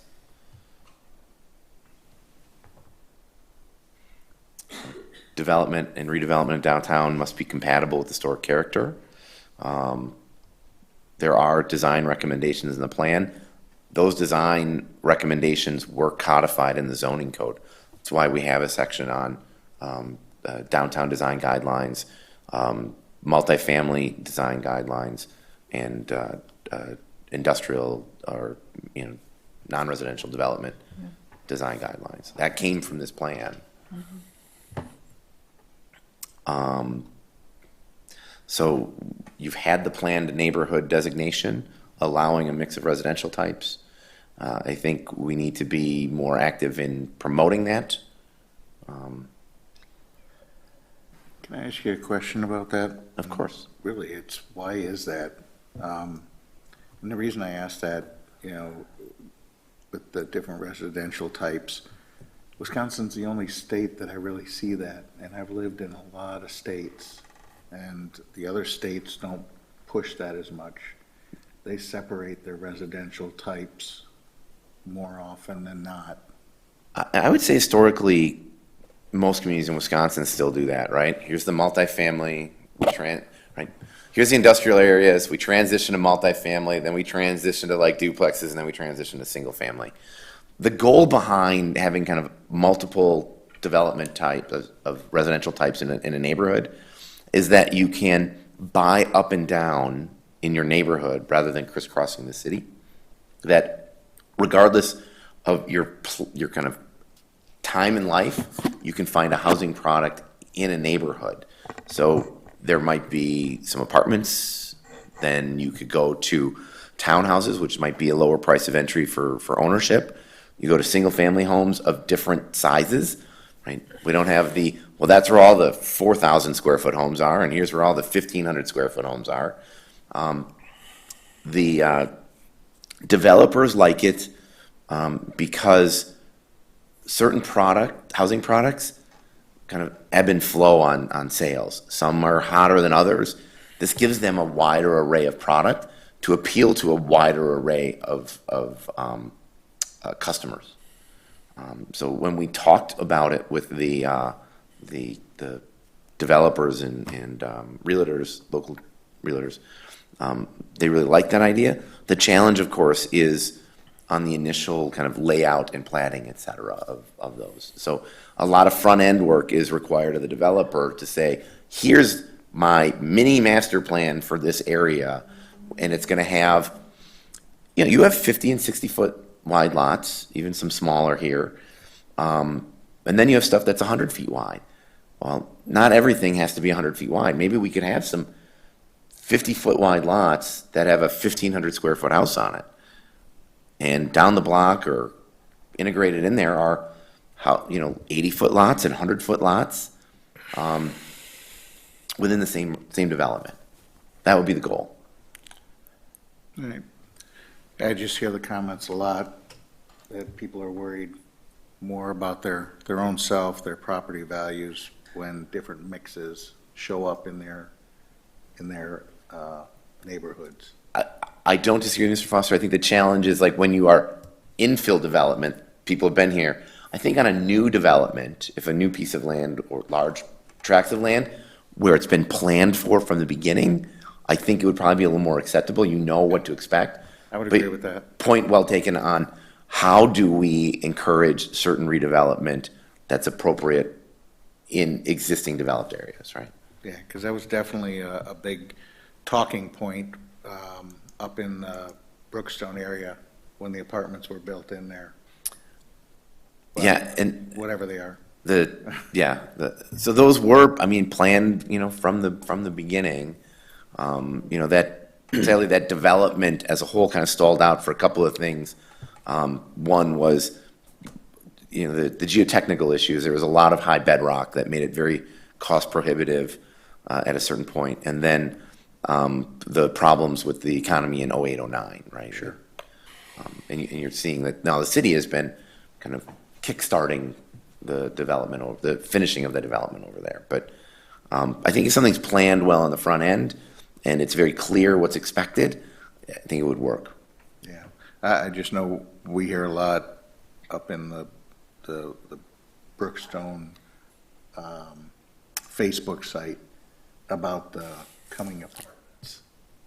And you hear quite a bit of stir about that, the new apartments that they want to build up at the entrance to the Brookstone area. The Juicy Summer Ridge apartments right at the entry. Yeah, so that's the only reason I brought it up is how do we address that type of thing and you know, like I said, I've lived all over this country, and Wisconsin's the only place that does this type of planning where they build a pre-planned area that isn't all one type of housing. Yeah. Carolina, you wouldn't get away with it. Yeah, and that specific property you're talking about had always been zoned for multifamily residential. It just had never been built on. Right. For one reason or another. So, you know, it's at the entry, it's right, you know, again, you don't have to go into the single-family neighborhood. It's, you know, 100 feet in, you're turned into your development. They're right on the county highway, so. But that fits with number 10 there, so I Yep. don't think we should be changing any of that in here. Okay. Encourage more traditional neighborhood land use pattern in new residential areas. Again, that's what you've had around here. You know, can walk down the block, front porches, seeing your neighbors. Right, that's kind of the expectation. Try to get that level of scale. This next one is on kind of a minimum net density of 4 dwelling units per acre for a planned neighborhood. That way it's not, if you're gonna have multifamily in this area, how are you offsetting it to keep the density through the whole development at an acceptable range for the community, right?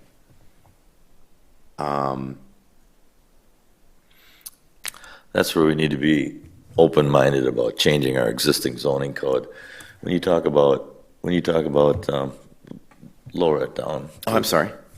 Lower it down to where it was, traditional neighborhoods, where you want to have people walking in front of their garages and all that, and then we have a zoning code that doesn't permit garages ahead of the house, so you have to put your garage by zoning code behind your house, but yet you promote this in paragraph form. Those are some issues with the zoning code that we need to address. I'm sorry, I'm not understanding you. Your last comprehensive plan specifically did not want you to walk down the block and just see garage door after garage door after garage door. It wanted front porches more prominent than garages. That's what your existing plan wants. Yeah, I know, but you promote traditional neighborhoods where you want the people to be able to, it was brought up at a plan commission meeting that you want to have people be able to visit with people with their garage doors open and whatnot. And so you can't have it both ways. And I changed the zoning code for the city council many years ago, and I didn't attend the council meeting, and they changed it back. They just didn't invite me to the meeting, and I was out of town.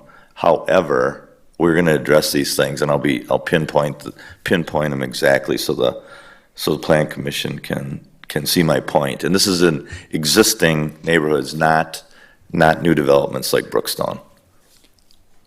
I was going to say, real quick, to that point, I have no problem if you have a front porch in your front yard or a garage in your front yard, and I think it's about what we want to encourage and discourage. I think what we agree on is we want to encourage people talking to each other in their front yard. What I've seen from studies and things like that is that all stopped once we started having porches in the backyard, and people could drive right into their garage, shut it, and then go to their backyard. Mm-hmm. And so I think that is the kind of behavior, if we're going to try to encourage that kind of community, that we got to kind of wrap around. So, And that's fine and dandy in Brookstone, brand new developments. I'm talking about houses that were there 100 years, and we hamstring these people so they can't do anything to redevelop their own property. The zoning code I was lectured over and over at early meetings when I was first on the plan commission about fairness, and this is an issue that we're gonna look at, and I'll bring the specific topics to this plan commission.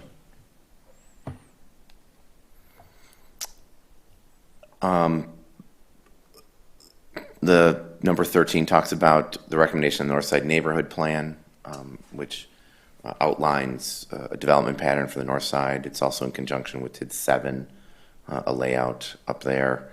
I don't know if that still holds true, or maybe that's one to be highlighted and evaluate. I think that should be reevaluated. I suppose there's something to that. What you might want to say is the North Side Neighborhood Development Plan as it may be amended from time to time. And I think that would work. Brian doesn't know it, but I'm looking at him because he's been the note taker while this is going on. So, Yes, I have. I've got it. okay. All right. So if you don't see me taking notes, that's why Brian is around. And then we have a statement that residential development is within a half to 1 mile of some type of public park or open space. I will say that has definitely been something you've adhered to. It is pretty evident by the amount of parks and open space you have. I think this is something that will be, evaluated a little bit more if you start talking about should parks be in new neighborhoods.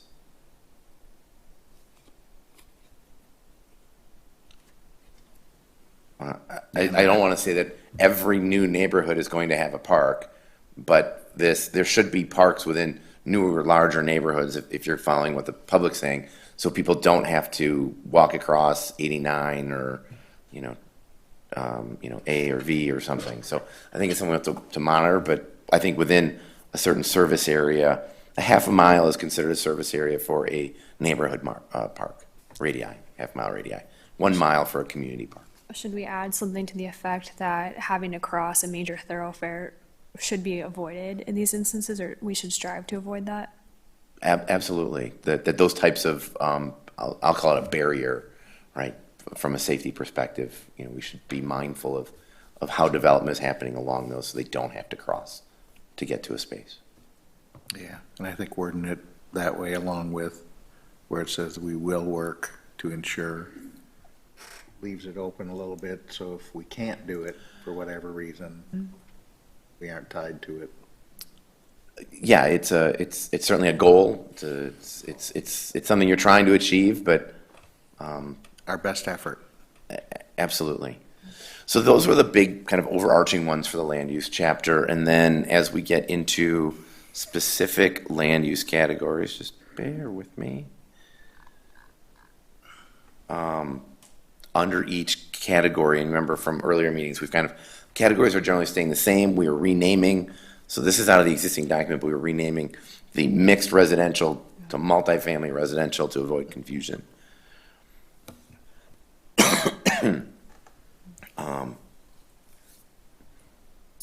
So again, this is for your single-family districts. Served by utilities. This mentions the intergovernmental agreement with the town of Lake Mills. That expires in November, I think. The attorney says yes. So Fast. I think there's plans in the works to try to renew that. okay. We may need to change the language a little bit to something with, future agreement with the town of Lake Mills or something. You could say with any continuing intergovernmental agreement. I'm sorry, Ms. Bishop, that was, You could say something like with any continuing intergovernmental agreement. okay. Yep, I agree with that. That's good. Yeah. I'm just going to highlight sections.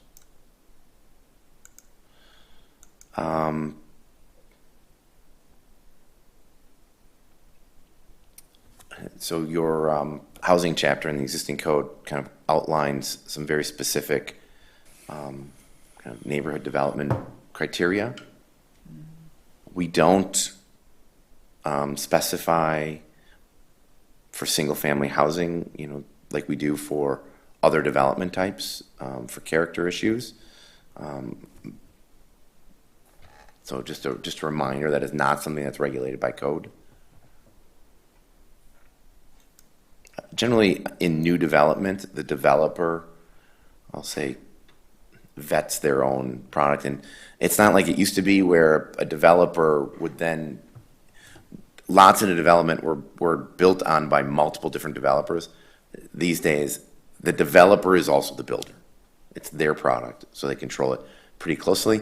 But again, if there was a vacant lot in the older section of Lake Mills, it's up to them on what they're going to build on it. We do not regulate the single-family home character or style.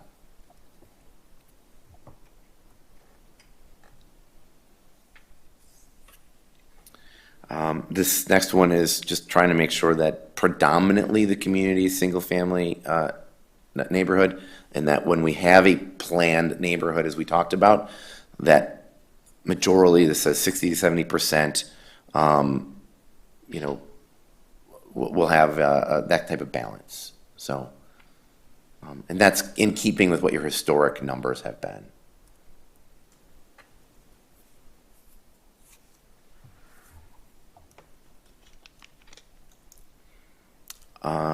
Permitted lot sizes of 8,000 square feet for single-family residences. I think we allow a little bit smaller than that in the zoning code because your historic area, your older area of town has properties that were smaller. Yes, Um, yes. Nothing new has been platted on those, but I wouldn't say it's necessarily inappropriate to have something in a planned neighborhood that had some smaller lots. Mr. Wolf, this is not related, but I'm trying to follow along. And do you have what you have on your screen available on Granicus for us? Because the old 2009 version does not match this. The old 2009 version doesn't.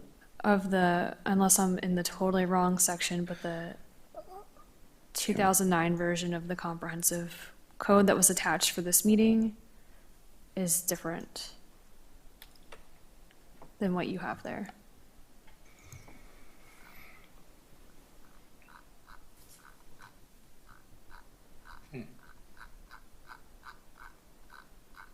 So I'm just trying to make sure what I'm looking at on my computer and reading ahead on is the same as what you're presenting. Let's see.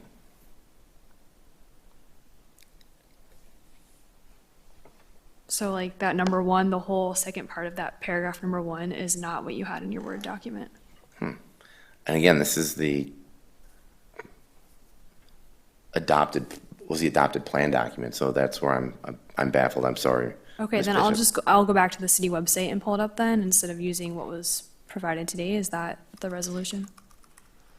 What's provided today, I believe, was extracted from what's on the city's website. So, Okay, that's just different than the Word document you guys are in on the screen you're using. I'm sorry. I will work from the one that is on the city's website right now. Okay, I'm yeah, sorry. that would My most help apologies. me, so. Yeah, no, you're absolutely correct. Again, I was working from the adopted Word document that. Okay, and that I don't we're think get- we've received a copy of that. So if we're gonna work from the adopted version with Mead and Hunt's recommended changes, that's fine. It's just not what we were working with for the meeting documents that were provided.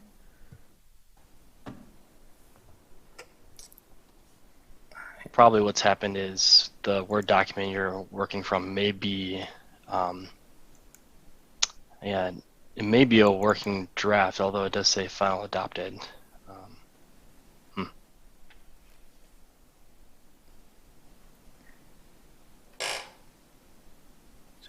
Giving it a second to open up.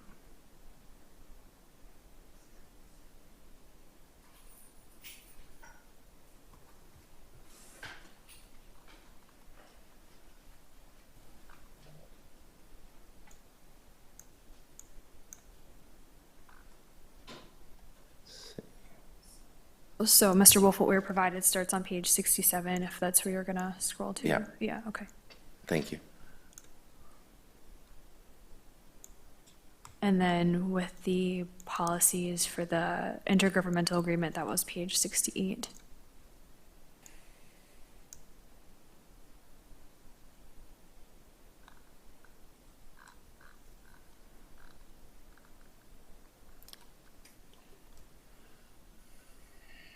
So I think all of that was pretty similar.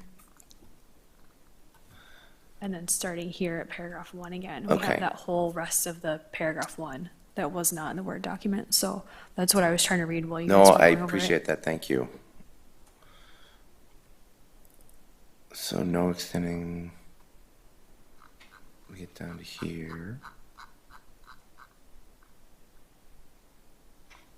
The intergovernmental agreement, housing neighborhood development, this is, I'm not sure what.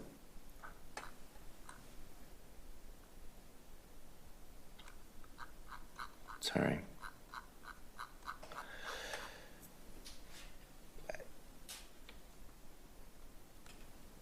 They look very similar to me. They did to me too, and still until I was trying to read along with you and I had, a whole extra part of a paragraph. So I don't know if there are any other differences in the Word document. It's just not what the Plan Commission was provided and what I personally was going off of to prepare for this meeting, because we didn't have the Word version. So without comparing and contrasting every paragraph, I'm not gonna. Yeah, no, I spend understand. that. I mean, it should be, but I will work off of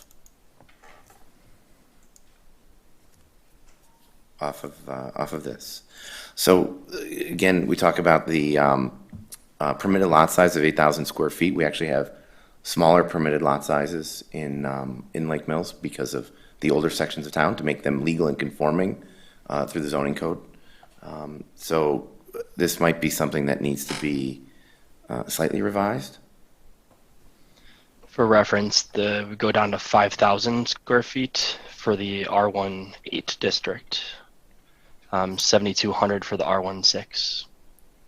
And so that 7,100 might be a little more appropriate rather than the 8,000. I think so. Being that this was done before the current zoning ordinance, then it stayed, but then we ended up with 7,200 for the R16. Yes. Yeah, we needed a district that, when we did the zoning code, that would make the smallest properties in existing properties in Lake Mills legal and conforming. Yes, and we did, yeah. And so, certainly.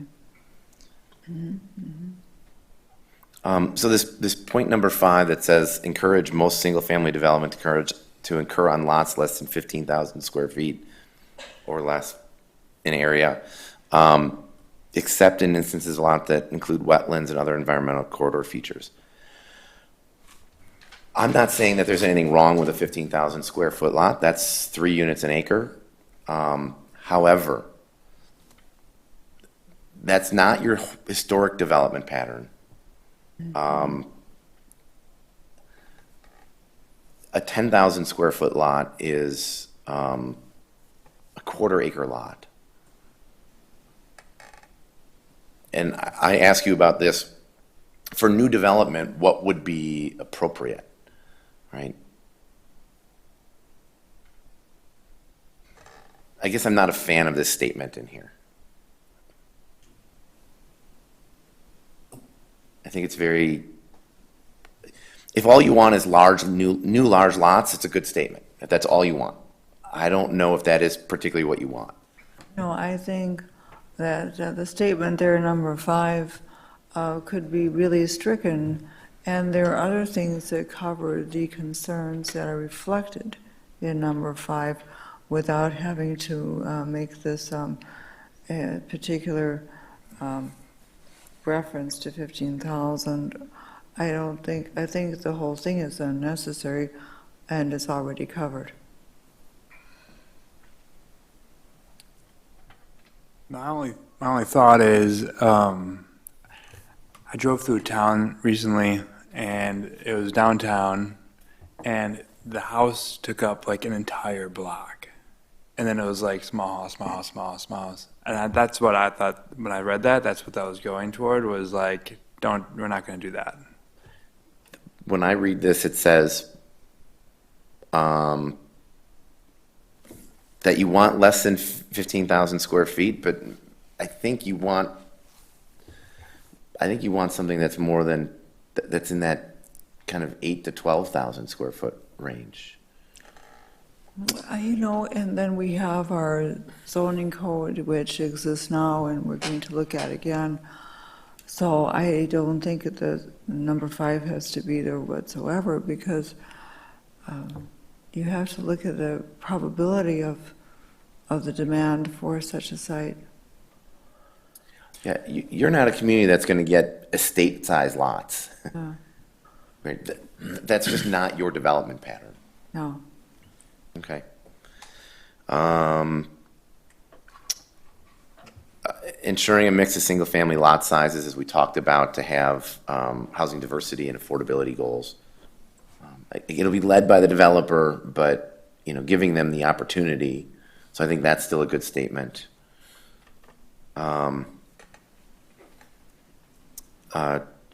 Encouraging two-family development. I think that's still important. Interconnected roads.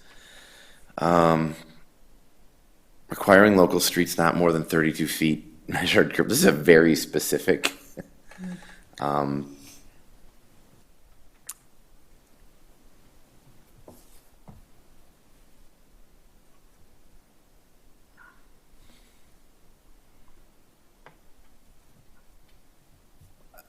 I'd kind of like to hear from Public Works a little bit on that one.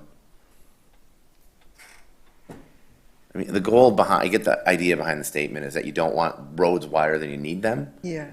That's right. But I think there's a better way to say it. That you don't want to overbuild your roads. You don't want to maintain more than you need to maintain. Yeah.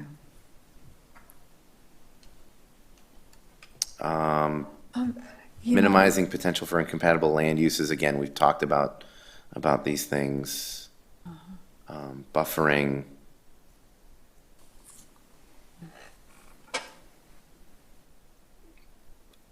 You know, I don't see anything that really is a wholesale change here, but some tweakings. right.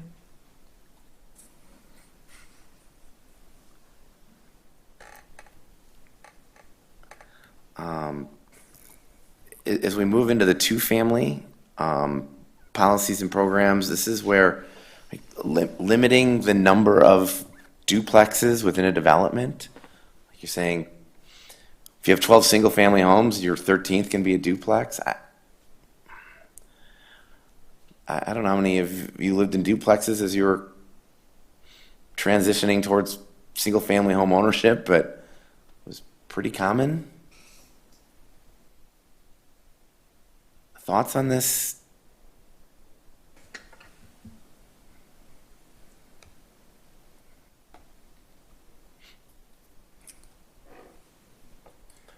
I guess you want to be this limiting about two families.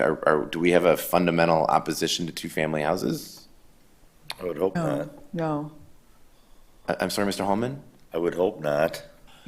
But as I read this, that's how I interpret it, that Might not need statement number one whatsoever. It doesn't, I don't think it needs to be there. I think it's something you're going to review when development comes in to make sure it's zoned properly, so. Yeah. Yeah.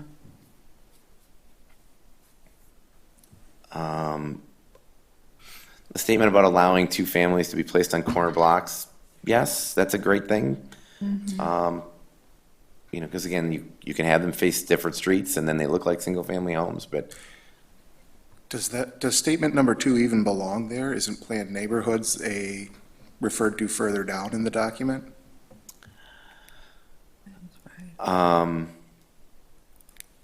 it's a strange statement that you wouldn't allow it to be placed on a corner, right? Than having to specifically say you're going to allow it.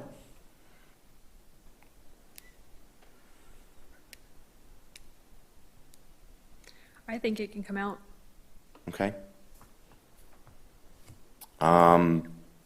Limiting the impacts of duplex garages on the streetscape. That goes back to when we were showing you in the survey. There's a yeah. very specific housing product that the respondents did not like, and it was garage door with really no front entry. Right. So, Yeah. you know, So I don't know that Lake Mills has any privately maintained alleys. I've seen those in La Crosse and some of the older neighborhoods to access the garages that were later built behind the house. I mean, is that something that we want? We want to have separate roadways to access our garages and houses. I think to Mr. Grady's statement earlier, you know, people already just go directly to their garage in the back of the house. Do we want to have a separate avenue that's not the main street? And I think there might be one place and it's up in the, what's the, The Viridian development? yeah, there's a small area Yeah. up there with those houses. They don't have garages in front, and they don't have access to their garages unless they go through an alleyway. So we do have some of it, but I would agree with you. I mean, that just seems like a lot more stuff to maintain. Who maintains it? Is that the? Well, that homeowner? one's saying private. I mean, that you're Yeah. trying to encourage private. I don't think I'm allowing. I'm sorry. I live in one of those houses. That is a homeowner, the alleyway is a part of the That's homeowners homeowners. association. Okay. Yeah, That's who maintains it. And what neighborhood was that again? I'm just not familiar. it's up in the. It's the Viridian Homes. I can never remember the name of the development, though. I'm sorry. Yeah, I forget it too, but it's, you head out of town about Yes. Aiken, it's right across from the fire. I am just Refill drawing a company? blank. I'm looking it up Yeah. for you. And if those exist, like I'm okay maintaining those, but I don't know if that's what we I don't want to foster more of. Yeah, I don't think we need it Mr. either. Coots, you have an opinion on it, I'm sure. Do you want to share or? The community aspect that we've talked about, that happens on the alleyway. Okay. If you drive past and look, I've got a basketball hoop set up at the kind of bend where it widens out to get to the last house, and the kids all come over and play there. Other places have had hoops up, and There you go. there's kids running around back in the alleyway there. There's a green space back there. There's Okay, a yep. strong sense of community that goes, there's a strong sense of community that goes with that alleyway. And it, oh, go ahead, that sorry. fits in really nicely. So I like that particular arrangement. I think that's been great for my family, Name of the but development. everyone's different. Okay, and I know exactly where that is now. Thank Arbor you for Creek. pulling it up. Yes. Yeah. Yes, that's right, Arbor Creek, of course. Arbor Creek. yeah. I think Controversy alleys are about outstanding. I'm with Mr. Coons on this one. I'm not saying you should mandate alleys, but if a developer wants to bring in a product that it works for, Yeah, yeah. I, Now, is that one privately maintained or is it city? It's the That's HOA. privately Okay. maintained. Yes. I think the bike, well, no. I'm trying to remember if the bike path is, I think the bike path is city maintained. Yeah. Yeah, but I mean, the requirement. it's a nice little development. And right that's an there. interesting location too, because the front of the houses are fronting a main street. And so you're right, the community would be on the back side of that. So I think, location wise, that actually makes sense.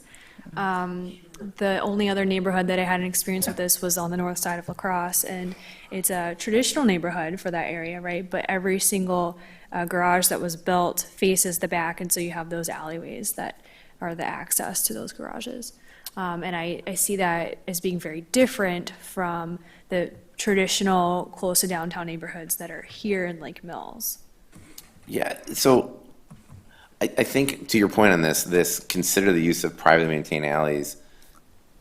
I guess I just don't know if that last part of the last sentence in there is necessary. Right, like I don't think I would build, for instance, a Brookstone and put in back alleys and something like that, as opposed to what this gentleman lives in Yeah. with that. But the city would typically, if someone came in with that, would sort out whether or not they're going to maintain it as a part of the Right. process, the development agreement and et cetera. But I don't know if we need the sentence in here. I think the statement limiting the impact of duplex garage on the streetscape is important, especially based on what came out of the survey. And then again, you have recommendations in the housing chapter of the existing one. Talks about certain design elements that you're trying to achieve, but I think the city can decide whether it will or will not maintain an alley in a certain development application. I agree with that. Mixed residential is now multifamily residential, but in the existing plan, still called mixed residential. Again, requiring annexation and sanitary sewer, disperse multifamily development, rather than having it concentrated. again, I think the goal here is, again, going to the planned neighborhood usage.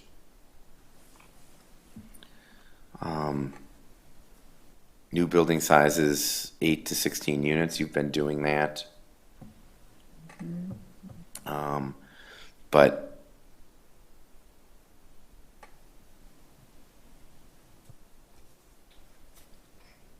there could be challenges if someone wanted to build something a little larger, but it says generally, so. Discourage multifamily and duplex housing developments exceeding 5 acres in size, except condominiums. Well, I broke that with the Mangan. yes, and it was done as a plan development district, and it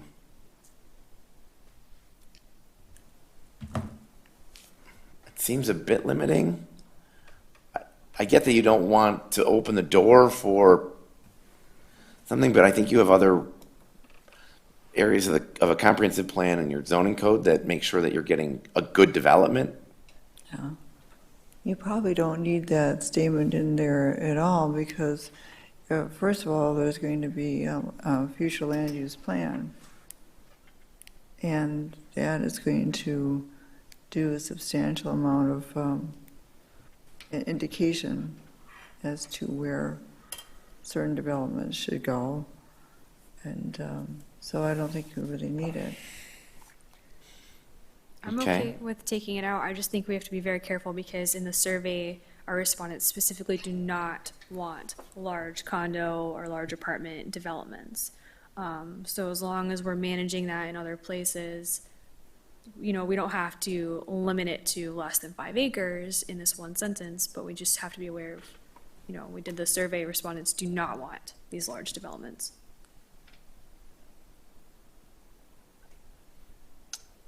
Do you think that the current zoning code gives you the teeth you want?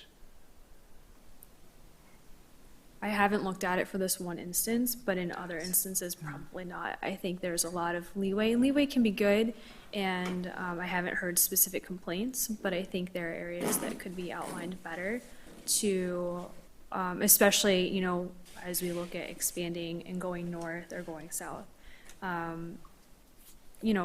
To Ms. Lazara's point, you can limit it with your maps and your other zoning codes. Okay.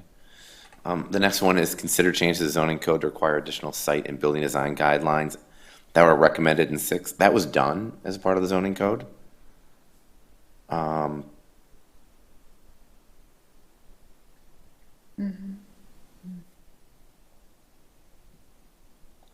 Again, requiring projects to submit detailed site plans, et cetera. All of that is included in the zoning code as well.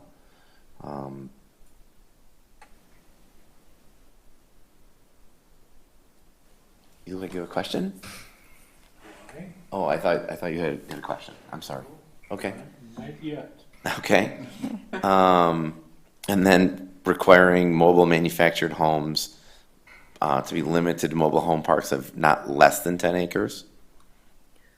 So that's interesting compared to, we don't want buildings for residents to be 5 acres. And here you can have and I don't know how large our mobile home parks are. 10 acres sounds like a lot here. It is also more affordable housing for people in the community who might need it. So again, it's a balancing act. You have very specific requirements for mobile homes in the zoning code about the size of the lot, the layouts, setbacks, et cetera. Now, granted, you have older existing mobile home parks that code doesn't necessarily apply to, but if something new came in, I feel like your zoning code generally accommodates it. This gets into nothing about if you're worried about proximity issues or something. It just says that they should be big. It's just funny, it almost seems like it should be flip-flopped where mobile home parks should be 5 acres, and then the condos, you can build that on a 10-acre site, right? So it's just on its face backwards. I guess let's just start with, should number 7 be in there, or, and if it should, then should it have a different, should it have a maximum size, or should it? No I one's don't come know. forward asking, in the time that I've been with you, no one has come forward asking for a new mobile home park. Right. This And is is, true. so that's something that could currently go in, I just lost what section we're in, this mixed residential. It sounds like a mobile home park could go in a mixed residential section by right. Is that something that we would want to know about before? It's in the zoning code, it's only allowed by conditional use. It is, So okay, it would have I a hadn't checked public that. hearing. Okay. In the multifamily district, it requires a conditional use. Okay. So, I think that's fine. okay. So then we probably don't need number 7 then. Probably not. You Okay. don't need it. Okay. Again, planned neighborhoods, in the housing section is a whole discussion of how planned neighborhoods are intended to be used. I would imagine that would be brought forward. Amend the zoning and subdivision requirements to enable that to happen. We have done that in the code, but it would require probably a planned development district. So you'd have a preliminary kind of a general development plan and then a precise implementation plan associated with it. So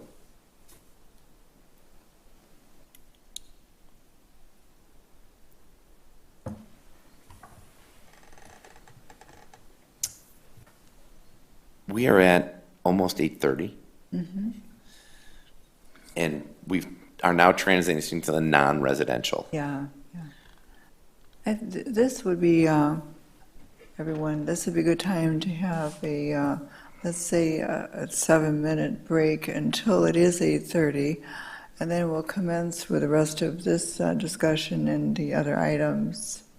How many chapters are there total?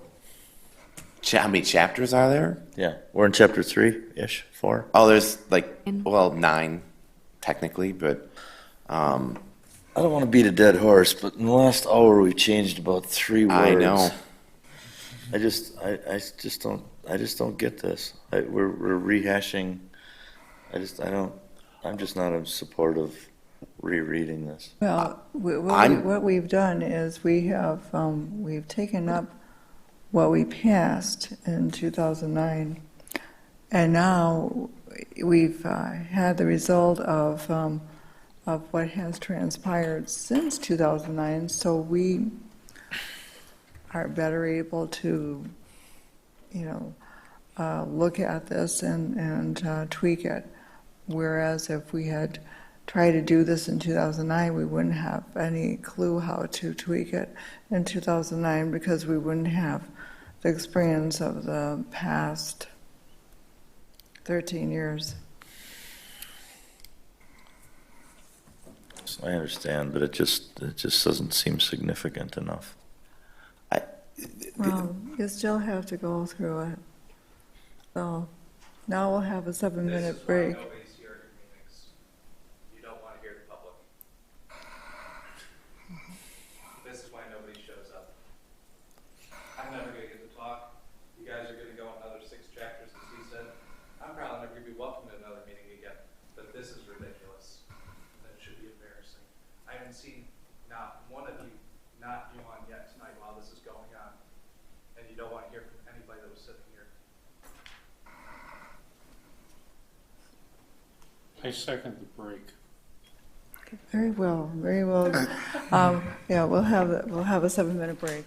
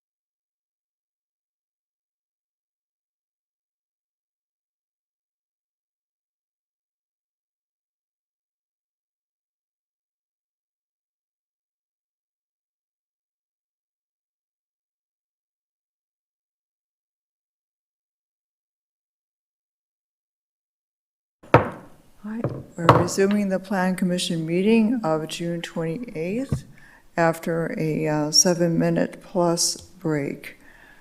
And Mr. Wolf, you get ready to continue, but Mrs. Bishop, you had something you wanted to say. Yes, I just want to state publicly a couple of things that I said to people during the break. And that was my personal point of view that while it's very important for the Plan Commission to analyze and edit this document to put forth our recommendations to the City Council for a document that's going to be in effect in the city for a long time, people may have noticed we had somebody leave during this, and that's in part because of how long this is taking to literally go line by line.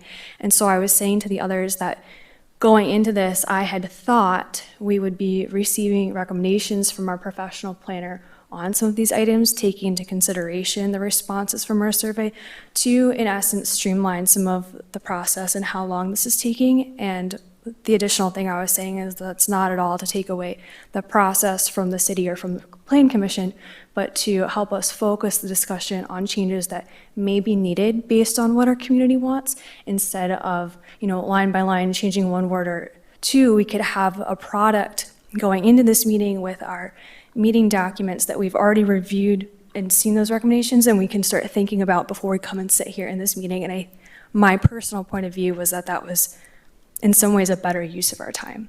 So that's what I said to a couple of members while we were in recess, and I just wanted to put it on the record there and make that public that that's my point of view. Thank you, Ms. Lazaris. All right, thank you, Mrs. Bishop. Okay.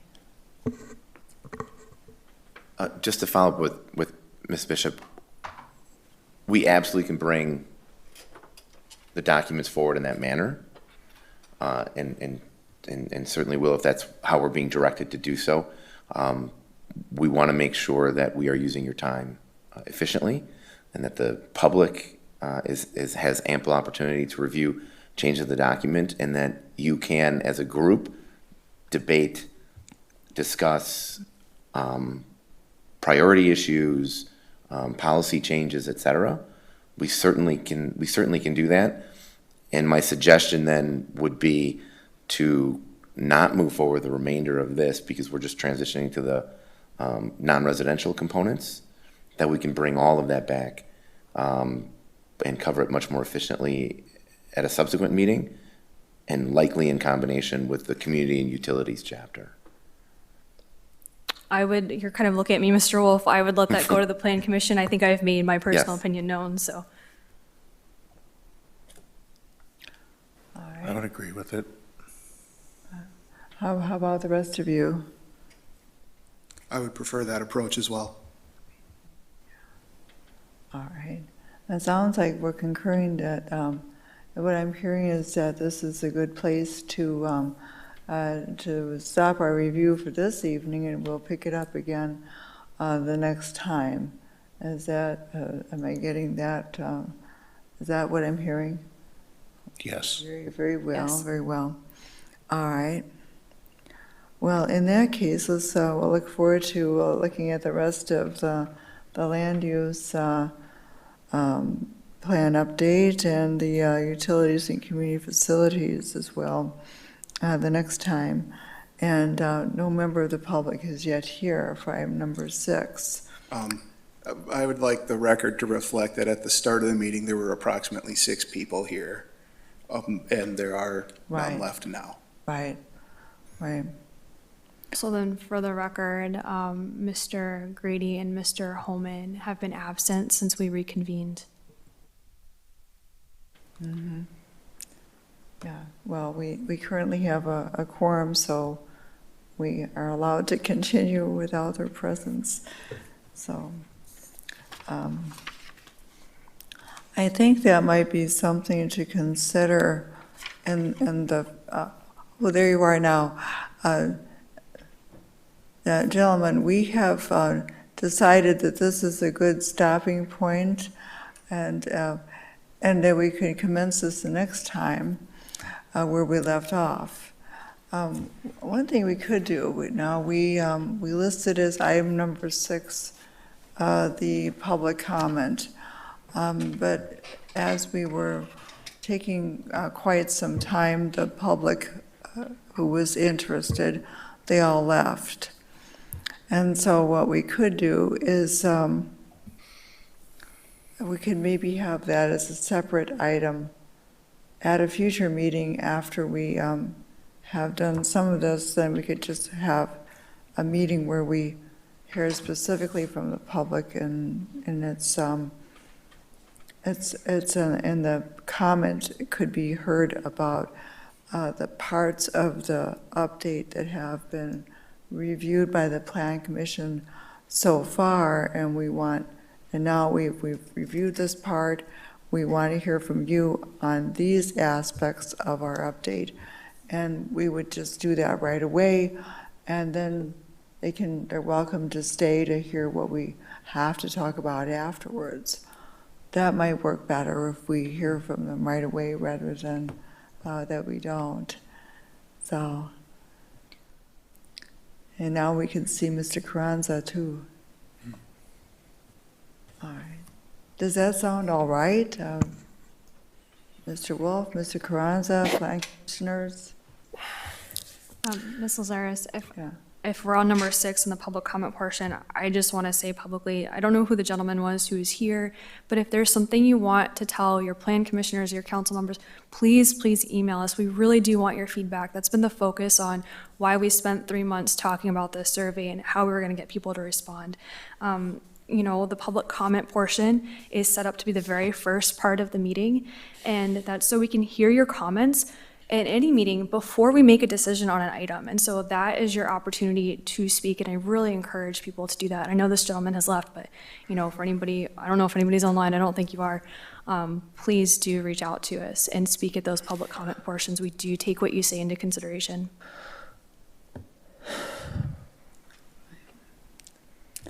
All right. With that, we are on to number 7, and recommendation for future agendas.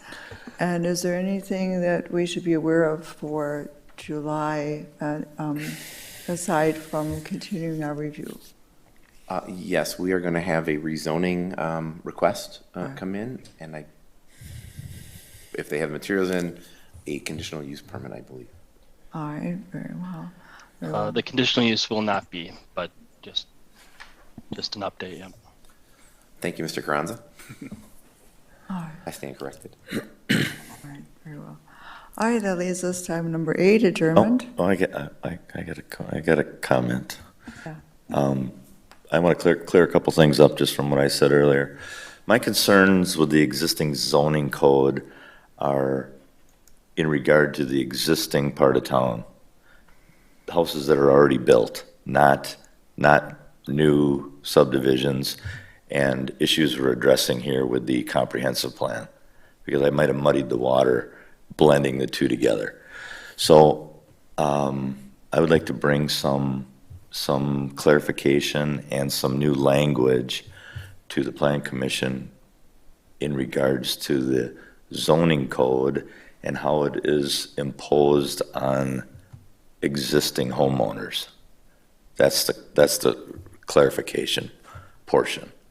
And I've been doing research over the course of the last month or two, and I have some crisp and clear, subtle changes to begin with, and that'll trigger subsequent issues affecting those homeowners. But I think we need to address that, and we'll bring that. I will bring that. Do you want to talk about your findings the next time? I didn't quite hear you. I'm sorry, my hearing's Sorry. off. Do you want to talk about your findings the next time we meet? Yeah, and I'll see if I can actually, bring some adjustments to the code.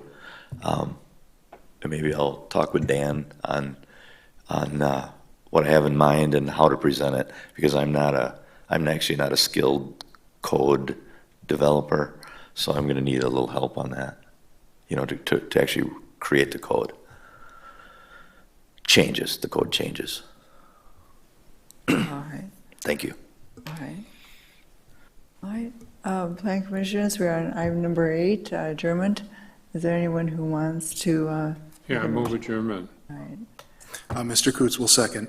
All right, Dr. Mason moved and Mr. Coots seconded to adjourn. All those in favor signify by saying aye. Aye. Anyone opposed? Adjourned.